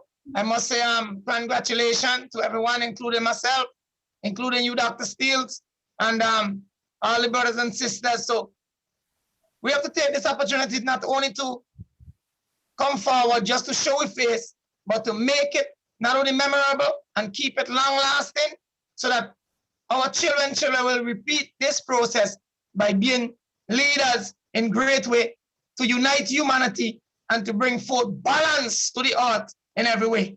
And that's why I state, in fact, pandemic, because it's not a pandemic, it's a plan. It's an orchestrated plan by the ruling class to depopulate, control, divide, and conquer. And we're not gonna let that happen as chief ambassadors. So we'll be advocate for the people, to speak for the people, to unite the people, to lead for the people, and to balance the universe with the resources and everything to be shared equally. And that's my purpose as a chief, as a peace ambassador, and as a leader, to make sure balance is being restored. So I'm not gonna come on the platform and be crooked. I'm not gonna be twisted. I'm not gonna be one-sided. I'm not gonna be biased. Never mind that you might be at a different religion. I'm not focused on religion, I'm just focused on spirituality. It doesn't mean that we can't come together as brothers and sisters. So we have to put all differences aside, unify for the better serve of humanity and all life form. So as a peace ambassador, I'm not just a peace ambassador for mankind, I'm a peace ambassador for the earth. So in any way that I would bring balance to the resources, the animals, and the insects, so that everything live in accordance, because we and everything coexist together. So we have to learn how to coexist with every species. So until we could understand our natural self, love ourselves, and balance within ourselves, then we'll be able to be balanced out in the earth and the universe. So being balanced at one with Mother Nature makes me at a great advantage over a lot of people who is not that balanced within themselves. So in this platform, being balanced with myself will have me exercising balance to see that every aspect of life will be unified, and everything will be balancedly fed, everything will be balancedly shared, and no one will be advantaged. So I yield with love, light to you, and it's a pleasure being here, Dr. SteelE. Your Excellency, Chief Tony. Come on, celebrate the chief with me. He's one of my buds, so celebrate him with me. Chief, when we come to St. Vincent, I don't know how you're going to do it, but please tell me the time when we could come when there's going to be a lot of mangoes, because I want to come when I can get mangoes. Right now, there's a lot of mangoes. I've just been eating some. There's a lot of mangoes. Chief Tonic, we appreciate you, we love you, and we look forward to visiting you in St. Vincent or bringing you over to Africa so that you can come and experience what is on the other side as well. Thank you so very much for being with us this evening for our anniversary celebration. It's a pleasure. Will do. All right. Well, I'm going to jump right into the presentation for our graduation and just go forward. Some of you would have seen a little bit about this that we're going to do before. Some of you would have seen it before, but just sit with us and allow us to go through it for the benefit of our anniversary event, and also for the purpose of recording what we did 1 year later. So without any further ado, I'm going to jump right into the presentation for this evening. And again, I want to appreciate all of you for being here. I want to appreciate your passion, your love, and your commitment. And if I haven't introduced someone to speak as yet or anything like that, please don't think that I'm overlooking you. Just know that in the Class of SteelE, you are a vital part of what we're doing, and we cannot do it without you.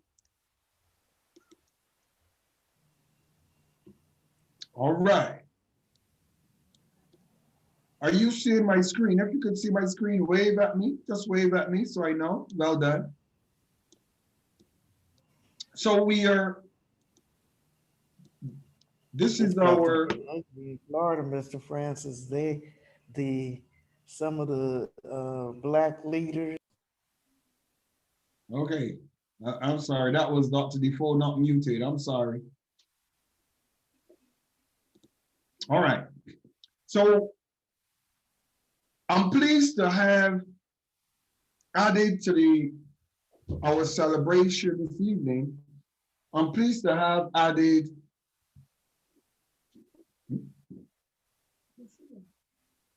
oh, I'm sorry, the wife just came and told me you can see that.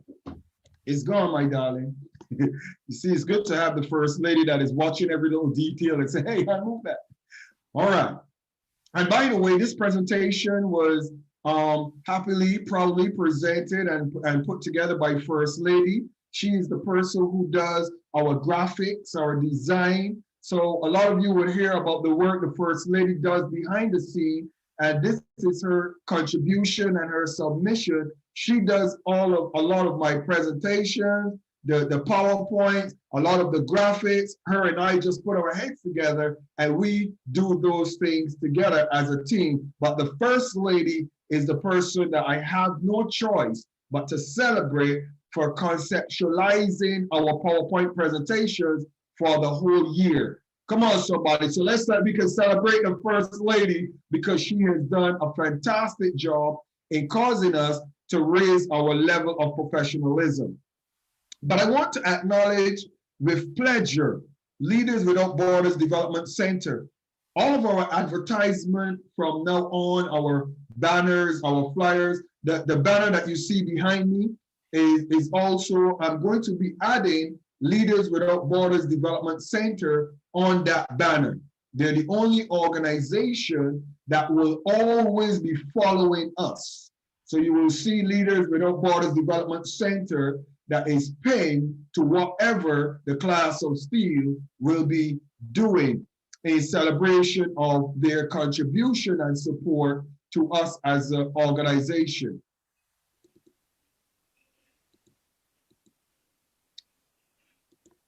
So my wife, she did this and she said to me, hon, explain why this is here. The Class of SteelE. So you see, there's a process, there's an open door. The Class of SteelE is an open door. Every single thing that we do has a meaning and a purpose. And I want you to be very, very sensitive to details. Pay attention to details. My wife and I, we're designers, and we don't just do things by chance. So you see, there's an open door in the T. In the H, there's a key. When you open the door, you get a key. And the E has books on them. There's a lot of books. There's a lot of studying, a lot of education, a lot of knowledge you're going to experience. In the C, you see the www. What is that for? That is also for the internet. Most of what we do, as a matter of fact, 85% of what we're doing will have a social interaction online. If you do not have online connectivity, mobile connectivity, if you don't have it, you're not ready. You're not even reaching the C that's in the Class of SteelE. So you have to appreciate the necessity for mobile technology, internet information communication technology. And then you see us, my wife has the L and the A, it's like a little choir where we're singing together. How many of you know that we all need to sing from the same hymn book? We all need to sing from the same chorus. We need to sing the same song, the same tune. All of us in the Class of SteelE are on the same team, singing the same song.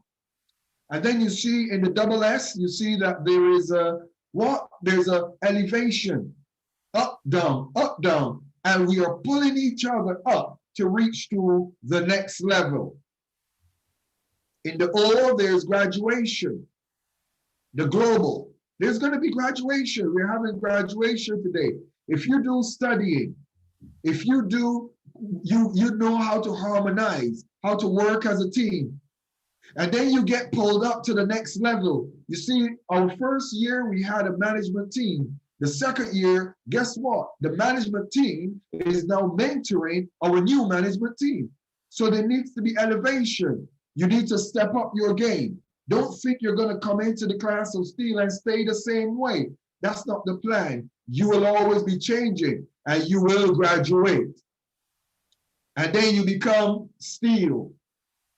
You become just like SteelE. You see right there that SteelE is a shake, there's a handshake. We have it represented that a black hand is shaking a white hand, or Indian hand is shaking a Muslim hand, or some other hand. But what is the secret behind the handshake in the image? The secret behind the handshake in SteelE is that you have learned how to partner, how to associate, how to collaborate, and you are comfortable.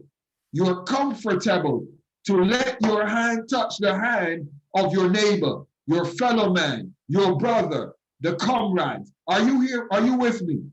So there's a reason for the design. You see the double E, it's a metal. Then you see the L and the E, there's an open door. And when the door is open in the last E, it goes up. And you see there's a lot of networks up there, the sun, there's networks. What is that all about? It's all about you finally gotten to the place where you become a part of global connectivity. Are you with me? You are now globally relevant. You are now in the network of the scheme of things that are going to be happening, what? Globally. You are going to be a part of the decision makers. You're going to be part of the United Nations. You're going to be part of your government. You're going to be part of your university. You're going to be part of the things that are moving and shaking the nation. You will now be what? Connected. You will be one of those connected dots as you open the door and you exit from the E. And what is the final E in the class of SteelE for? It is for excellence.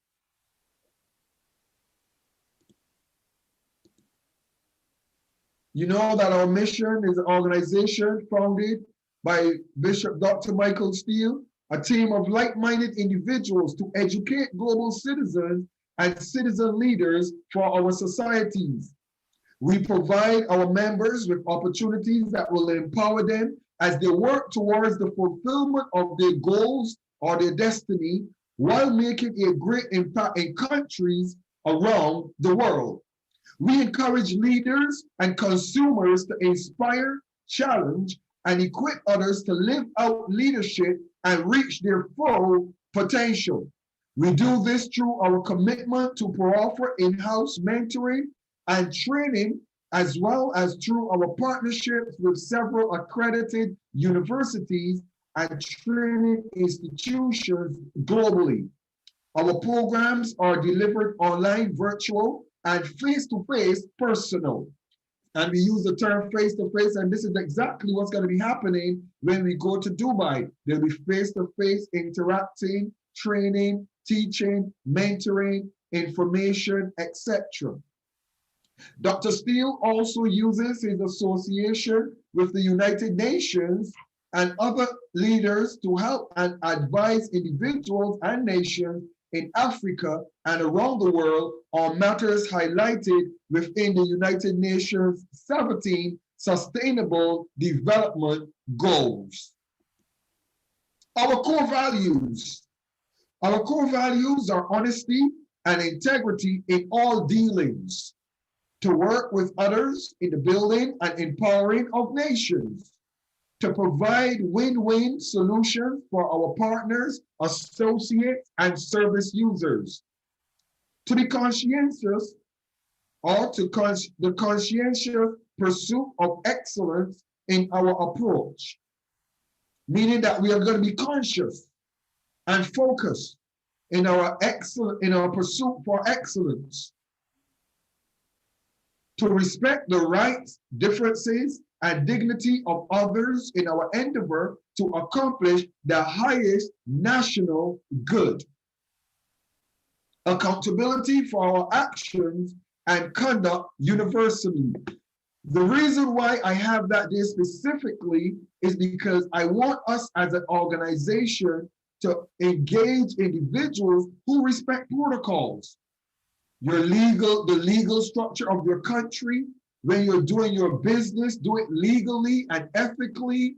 When you're doing your travels, when you're doing any sort of documentation or working, please, we expect that you will follow legal international regulations and follow them with integrity. Are you with me? This is exceptionally important. Establish the reality that you are accountable to the United Nations for your peace ambassadorial behavior, your diplomatic training. You're accountable to your brothers and sisters in the class of SteelE for how you represent us as the class. You are accountable. Do not think that you are given positions or opportunity without accountability. You are accountable and will be held to account. Please be aware of that. Our services, group and individual mentorship, multidiscipline consultancy services, a network family of professional and expert individuals from around the globe, certified e-training courses from internationally recognized institutions, seminars and workshops, conferences, both local and international events. And then we also had added Global Monarchs Forum. Congratulations. Again, I want to say to all of you for a successful year, for an amazing contribution, for looking back at yourself and seeing the difficult times, the challenging times, but you are here. For realizing that the future ahead of you is bright, it's glorious, it's grand, but it is going to demand your sacrifice, your hard work, your determination, your collaboration, your partnering. Congratulations. Our appointed United Nations Peace Ambassadors who completed the Word of Life Ministries, International Protocol and Diplomatic Training during 2020 and early 2021. His Excellency, the Right Honorable Dr. Philip Finn, we celebrate him. We celebrate the contribution that he has made in the Class of SteelE in our first year. He has set the tone and the foundation for us as an organization as we embark in pursuing excellence and the works that the United Nations is promoting with peace ambassadors. And we celebrate being able in the Class of SteelE to pioneer the very first international consulting cabinet under the Word of Life Ministries International that is being established currently in the Nigeria under the ICC Nigeria. We celebrate being able to pioneer that within our year. We want to acknowledge that pioneer work by the Reverend Samuel Bright Oso, Barrister His Excellency Anthony Uwashia, Pastor Blessing Uwashia, Pastor Victoria Okedayer, Dr. Nawama Dandan, Evangelist Nora Archie, Beatrice Dassa, Dr. Stephen Songden, Apostle Dr. Neil Holder, Miss Jenny Trahane, Mr. Abraham Kasimbo, Mr. Rishi Gupta, Bishop Wesley Johnson, Dr. Audrey Allen Johnson, Pastor Happy Akasi, Miss Doreen Verunji, Miss Amy Kylo, Bishop Edmund Pinos, Mr. Fabian Burgess Yearwood. We congratulate you as being a part of the first individuals who completed our ambassadorial training. Some of those individuals have moved on from within the Class of SteelE, and they are currently serving under the Word of Life Ministries International Consulting Cabinet in Nigeria. We celebrate them. We wish them well and great success as they continue to do the work that is going to cause them great success as they impact the nations of the world under the stalwart leadership of His Excellency, the Right Honorable Dr. Philip S. Spain and his team in the Word of Life Ministries International. We want to also congratulate other ambassadors who have done the training with us with our now partnered organization, where we now have a stalwart partnership and a memorandum of understanding established through this organization that is one who will be working closely with the Class of SteelE for generations to come. Our appointed United Nations Peace Ambassadors who completed the United Nations University for Global Peace, USA, training in the first quarter of 2021. We want to first acknowledge His Excellency, the Reverend Dr. Shafiq Kiwi Kalu, who has given us the opportunity to partner with his International Global Peace Organization. We also thank His Excellency, the Most Reverend Dr. Maju Christian, who has allowed us the privilege of being called one of them, being associated with them for training in the disciplines necessary for appointing our peace ambassadors globally. We want to acknowledge Her Excellency Dr. Anita Davis Defoe, His Excellency Carlton Stevens, His Excellency Bishop Doyle Scott, Her Excellency Miss Marriott Ram, His Excellency, who have also completed this training, the second level of training he has also completed with us, Dr. Donald Ewers. Also completing this training with us again is Her Excellency Doreen Barunji.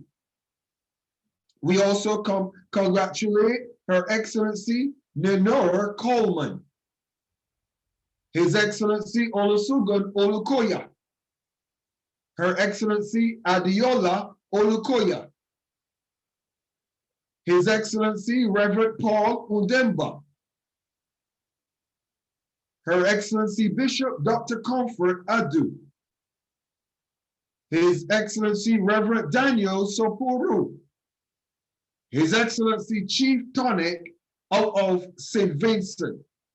There are others who have completed the training, but as they have not confirmed they want to be in this graduation with us, we will allow them to have the graduation in our other forum in the organization with His Excellency Dr. Shafi Kiwi Kalu.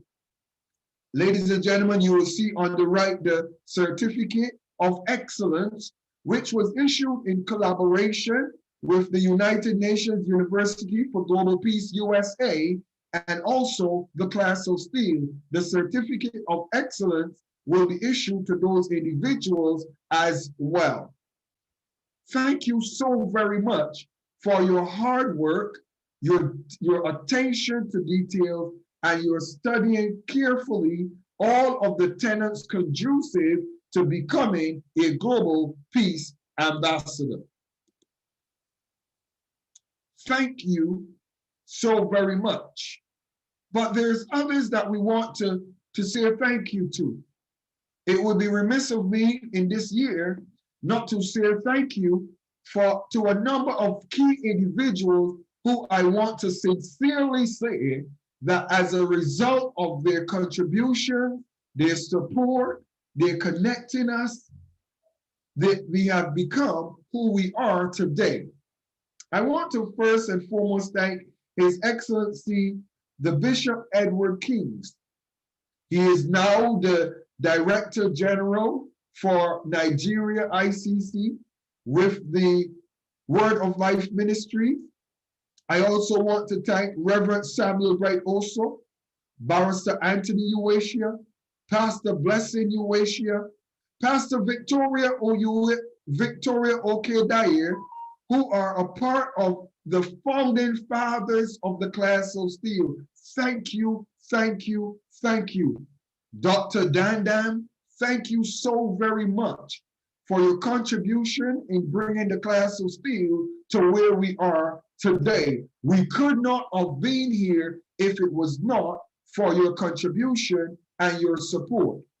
His Excellency, the Right Honorable Dr. Philip Finn, I would not even be the man that I am today if it had not been for the contribution, the support, the mentoring, the training, the connections of His Excellency, the Right Honorable Dr. Philip Finn and the Word of Life Ministries International. I want to especially thank him for opening the doors of the United Nations to us with regarding to my being able to travel to Vienna, Austria, and being able to engage individuals at the United Nations. I celebrate you, Your Excellency, Dr. Philip Finn, for your contribution to the development of the Class of SteelE. You will be remembered in history as a part of our foundation stones in the Class of SteelE. Dr. Ian Levine, I want to celebrate you and thank you equally for your contribution to myself as an individual. I have known you, Dr. Levine, for over 25 plus years. You've continued to stand by me in leadership, stand by me in guiding and teaching, and I celebrate you, Dr. Levine, sincerely. I want to also celebrate Dr. Anita Davis Defoe. I've known Dr. Defoe for well over 10 years. Dr. Defoe and I have gotten very close, and now we're working as strategic partners as we build the Class of SteelE internationally. And she has also engaged and been placed in the position of our global partnership associate, the one that is responsible for making sure that our partnership match up with where we are going in the Class of SteelE. I want to thank His Excellency Apostle Neil. Apostle Neil Holder has been instrumental in pioneering those who were from the regions of the Democratic Republic of Congo, in Ghana, in those also in Uganda, and also those who are from other regions of Africa. Apostle Neil Holder was instrumental in bringing those individuals to the forefront and the knowledge of the Class of SteelE. I thank His Excellency Apostle Neil for persons like Flavia, Doreen, also for individuals who are with us, and they will continue to grow in grace and wisdom in the Class of SteelE. Thank you so very much, Apostle Dr. Neil Holder. I acknowledge Her Excellency Jenny Trehane, who is also responsible for making sure that we in the Class of SteelE are establishing with regards to the International Consulting Cabinet. So we will continue to work with those in the Class of SteelE with Her Excellency Jenny Trehane so that we can build our International Consulting Cabinet and reach other nations. Her Excellency Jenny Trehane is equally responsible for those of CARICOM. I want to acknowledge in his absence, who is recovering from surgery, His Excellency Bishop Wesley Johnson. Bishop Wesley Johnson, we acknowledge you and we appreciate you and we wish you a speedy recovery and we look forward to what you will continue to do in and through us in the Class of SteelE. We congratulate and welcome Her Excellency Miss Doreen Burunji, who very soon will be Dr. Doreen Burunji. Very soon we will make sure she is Dr. Doreen Burunji. We welcome and celebrate her as our COO in the Class of SteelE.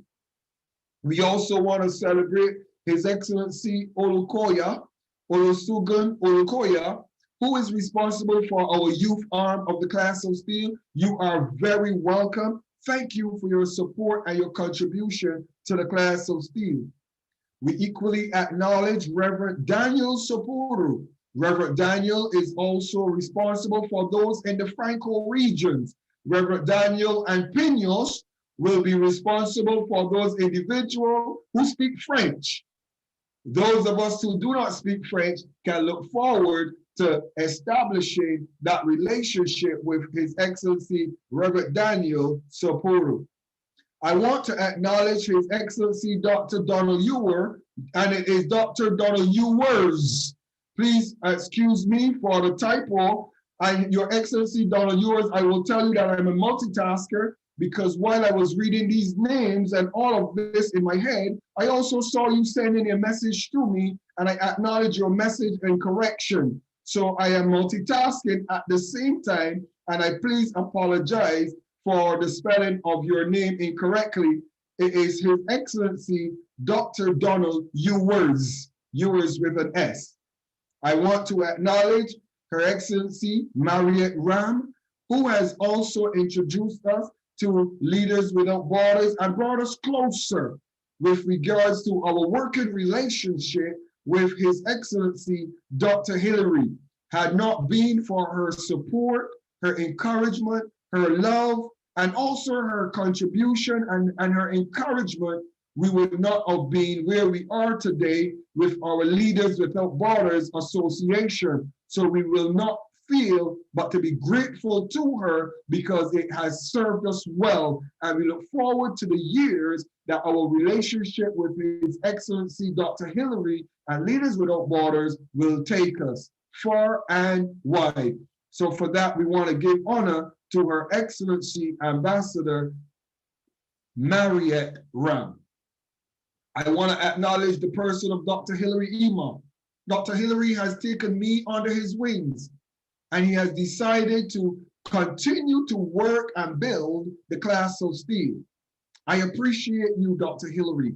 The Class of SteelE members, we love it when you show up in the Class of SteelE and when you're there to share your wisdom, but not just share your wisdom alone, but you recommend individuals to the Class of SteelE who cause us to raise our level, who cause us to reach higher and greater.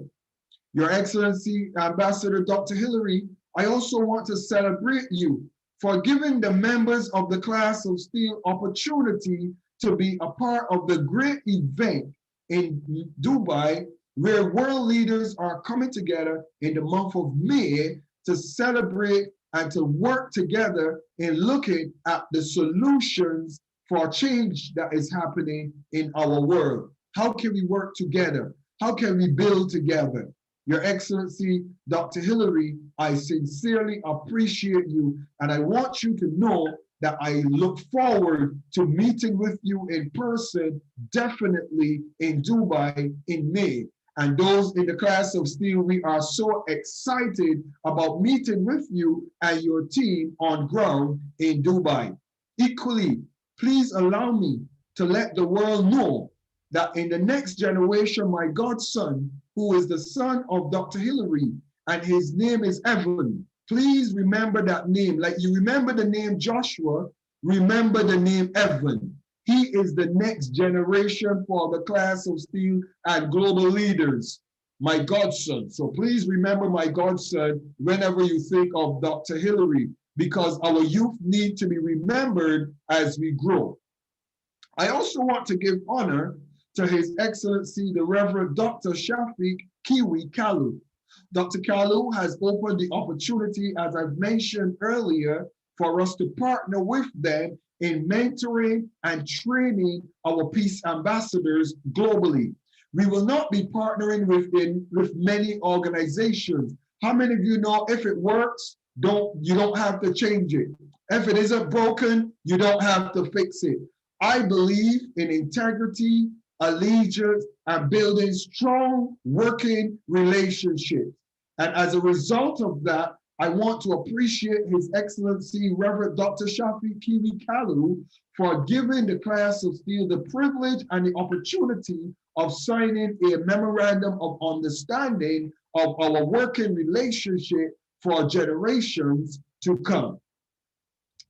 With that, we cannot go without acknowledging His Excellency, the Most Reverend Dr. Matthew Christian, who has afforded us the privilege of such an opportunity to be working with their organization globally.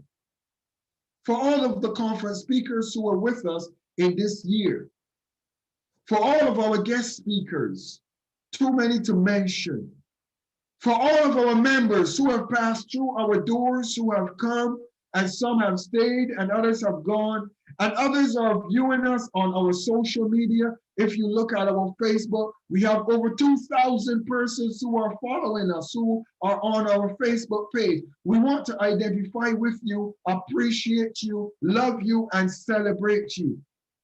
To all our supporters and well-wishers, we appreciate you. But I want to say something very special. I want to give a special acknowledgement to my personal mentors. I want to give a special acknowledgement to the Reverend Dr. Holmes Williams, to the Reverend Jerry Seal, to the Bishop Troy Miller, to equally to my Bishop Chedebere Analeke Ogbu. I want to give acknowledgement to all of the persons who have watched over me. Dean Fox, His Excellency, I appreciate all of you for watching over me. The many kings, the many leaders that I cannot call your name because I have your ear, but I want to appreciate you for giving me the opportunity to be the man that I am becoming, because I do not believe that I have reached as yet. There is much, much more to come. The Class of SteelE Certificate of Appreciation presented to Her Excellency Pastor Victoria Okedire. We sincerely thank you for your great contributions and the valuable role you played in building the foundation for the Class of SteelE. Given this day, Saturday, the 24th of April, 2021. It will, of course, have my signature.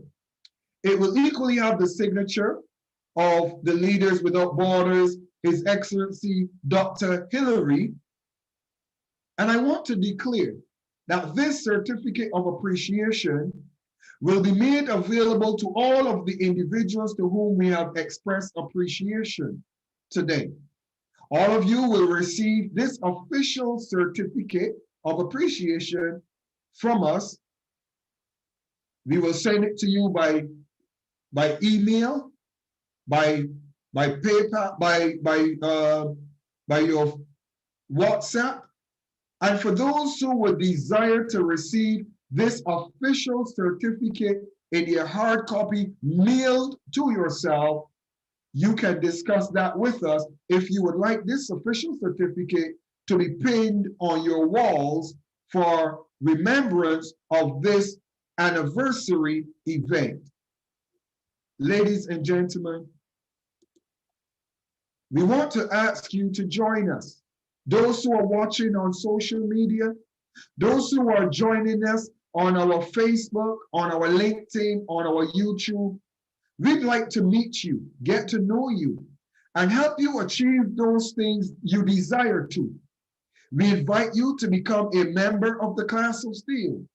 With us, you will engage opportunities and resources that will build your knowledge, increase your understanding, and develop your skills. Additionally, you will meet other professionals from around the world, have group support, receive confidence boosts, and more. We know that when individuals have the right information and support, they are more positive and motivated and more likely to succeed. With a positive outlook and happy disposition, individuals are far more able to make greater contributions where they endeavor to. So if you wish to be empowered to have that same type of positive impact on your family, your community, organization, and nation, join us, and we will provide you with the chance to change, improve your life.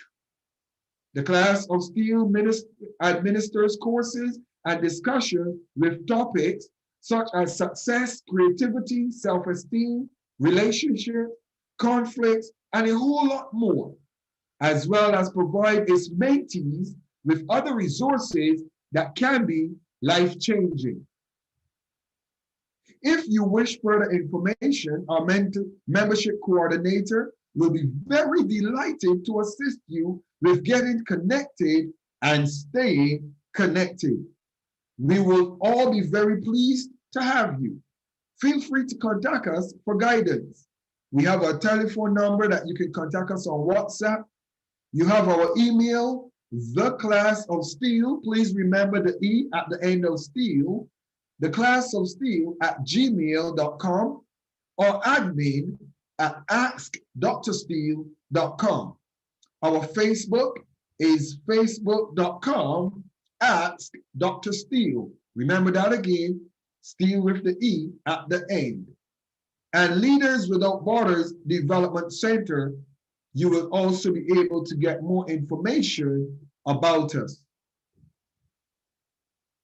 The Class of SteelE, and on behalf of Leaders Without Borders Development Center, I am Dr. Michael Steele. I want to appreciate you and thank you so very much for being a part of this, our first annual celebration in the Class of SteelE. Ladies and gentlemen, thank you so very much for being here. Our celebration day is complete.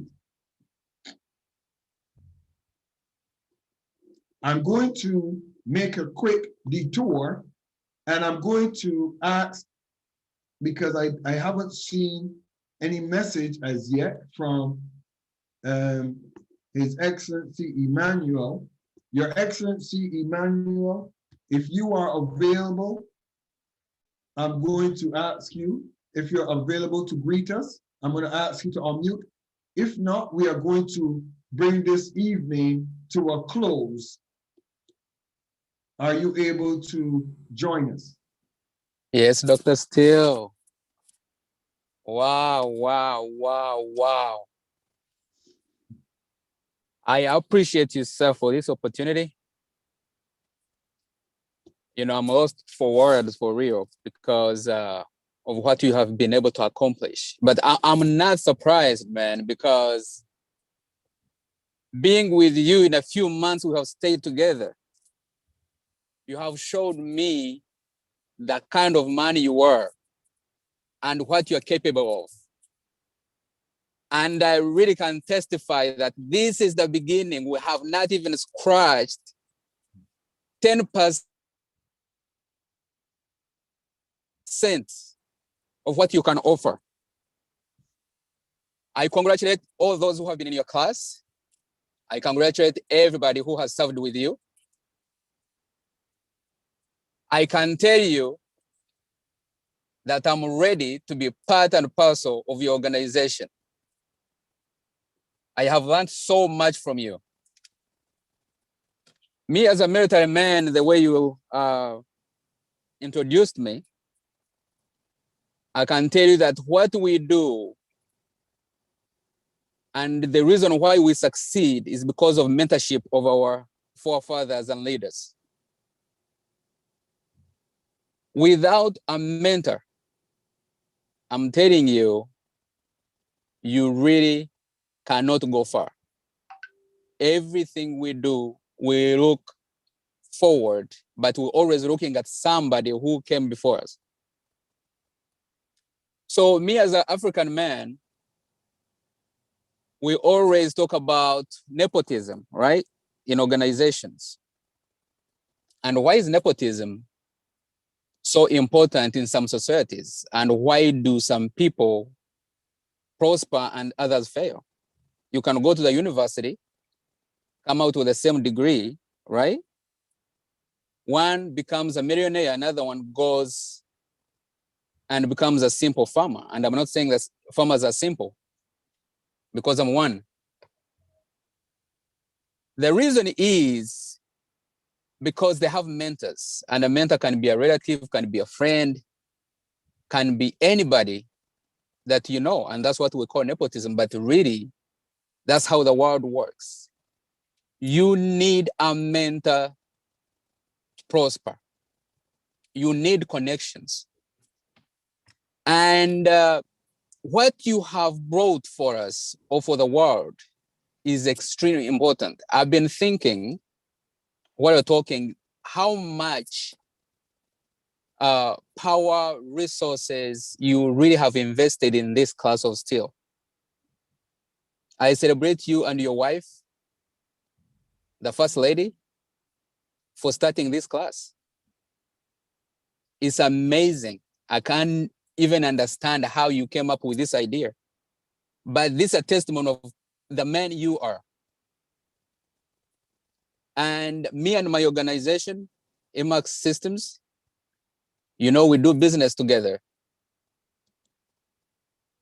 We will be behind you with our resources, with our knowledge, and all the connections we can gather to support this cause. Thank you very much. I'm here on the road right now. I had to stop taking kids out for lunch. But this is amazing. And look, thank you very much, because I have learned so much from you, even where I am right now, because we specialize in certain, disciplines. But what I have learned from you, from the guys you have brought in your sessions, every time I come in, I get out another developed man. You have developed me, and I appreciate you. Thank you very much, and keep it going. This is a start, man. I'm behind you. We're gonna do this together. Thank you so much. Congratulations. Thank you so very much, Your Excellency. I have a surprise for you. Let's celebrate His Excellency Emmanuel. Come on, there's some persons that are with us in the Class of SteelE, and I want to share something with you that I want you to be mindful of in light of the Class of SteelE. I want to share with you what's happening. I'm going to share something with you on my screen. Let me see if I can get it on my screen. Because you have to appreciate that you're going somewhere, and we're going to be closing, and we will be closing with this, what I'm going to share with you.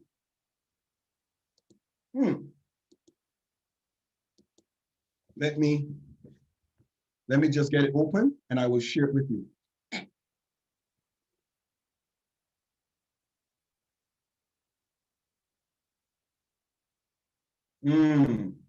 Come on, don't fail me, don't fail me. Don't fail me, don't fail me. Come on, don't fail me. All right. Don't fail me yet. Let's do this. All right. I want to close with this. I'm Dr. Michael Steele. I want to thank you so very much for being in the Class of SteelE. And I'm going to close with this evening. I wish you a wonderful evening. Let me share this with you.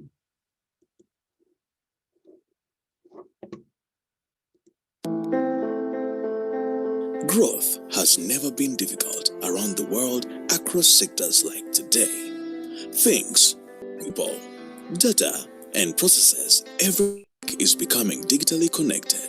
Traditional businesses are under pressure. Customers have many more options and very difficult to retain.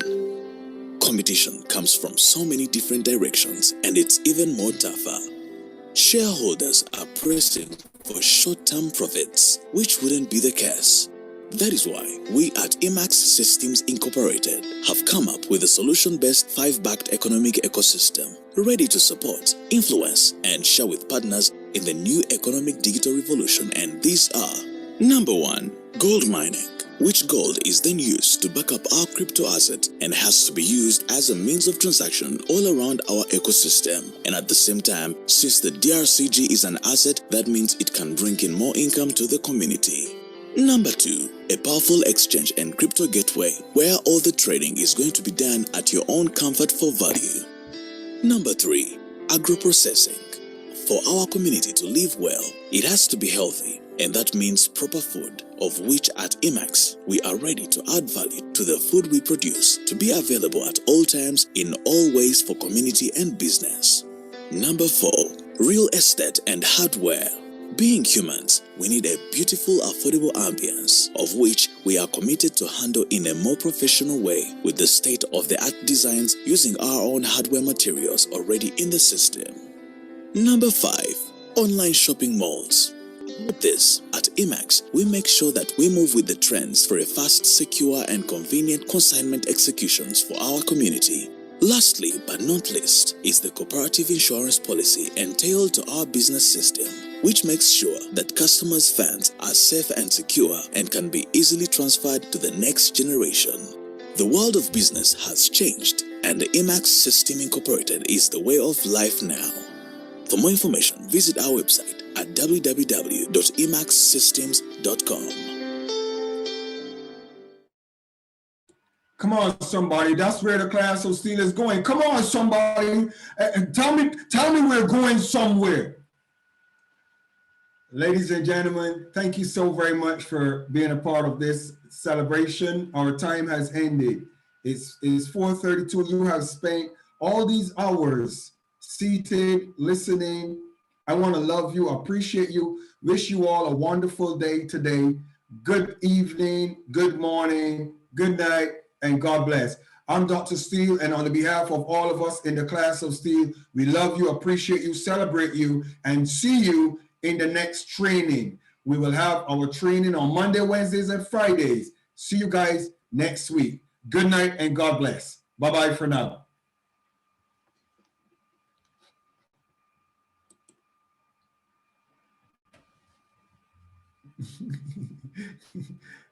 God bless. Woo! Mission accomplished.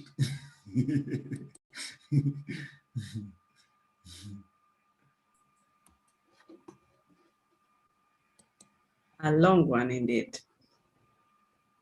Hey.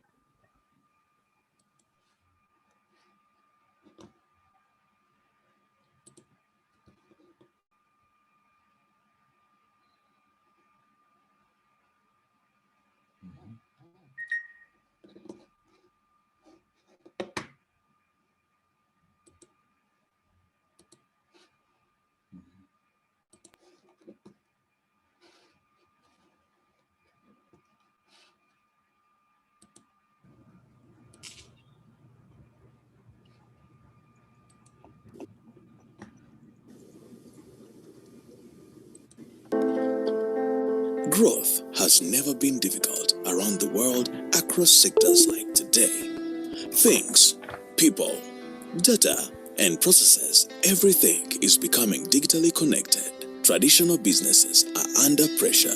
Customers have many more options and very difficult to retain. Competition comes from so many different directions, and it's even more tougher. Shareholders are pressing for short-term profits, which wouldn't be the case.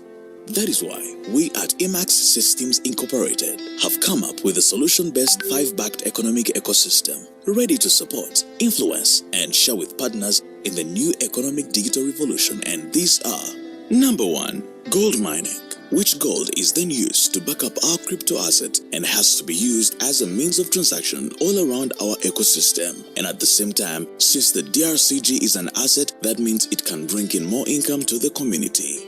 Number 2, a powerful exchange and crypto gateway where all the trading is going to be done at your own comfort for value. Number 3, agro-processing.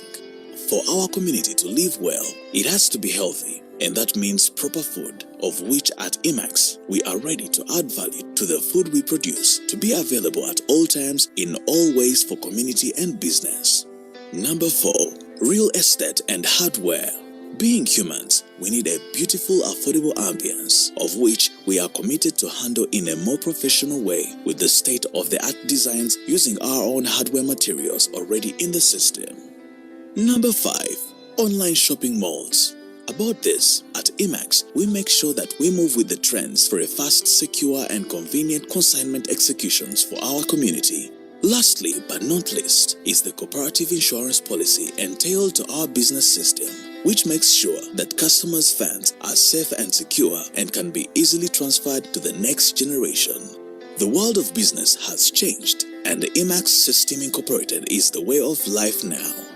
For more information, visit our website at www.emacssystems.com.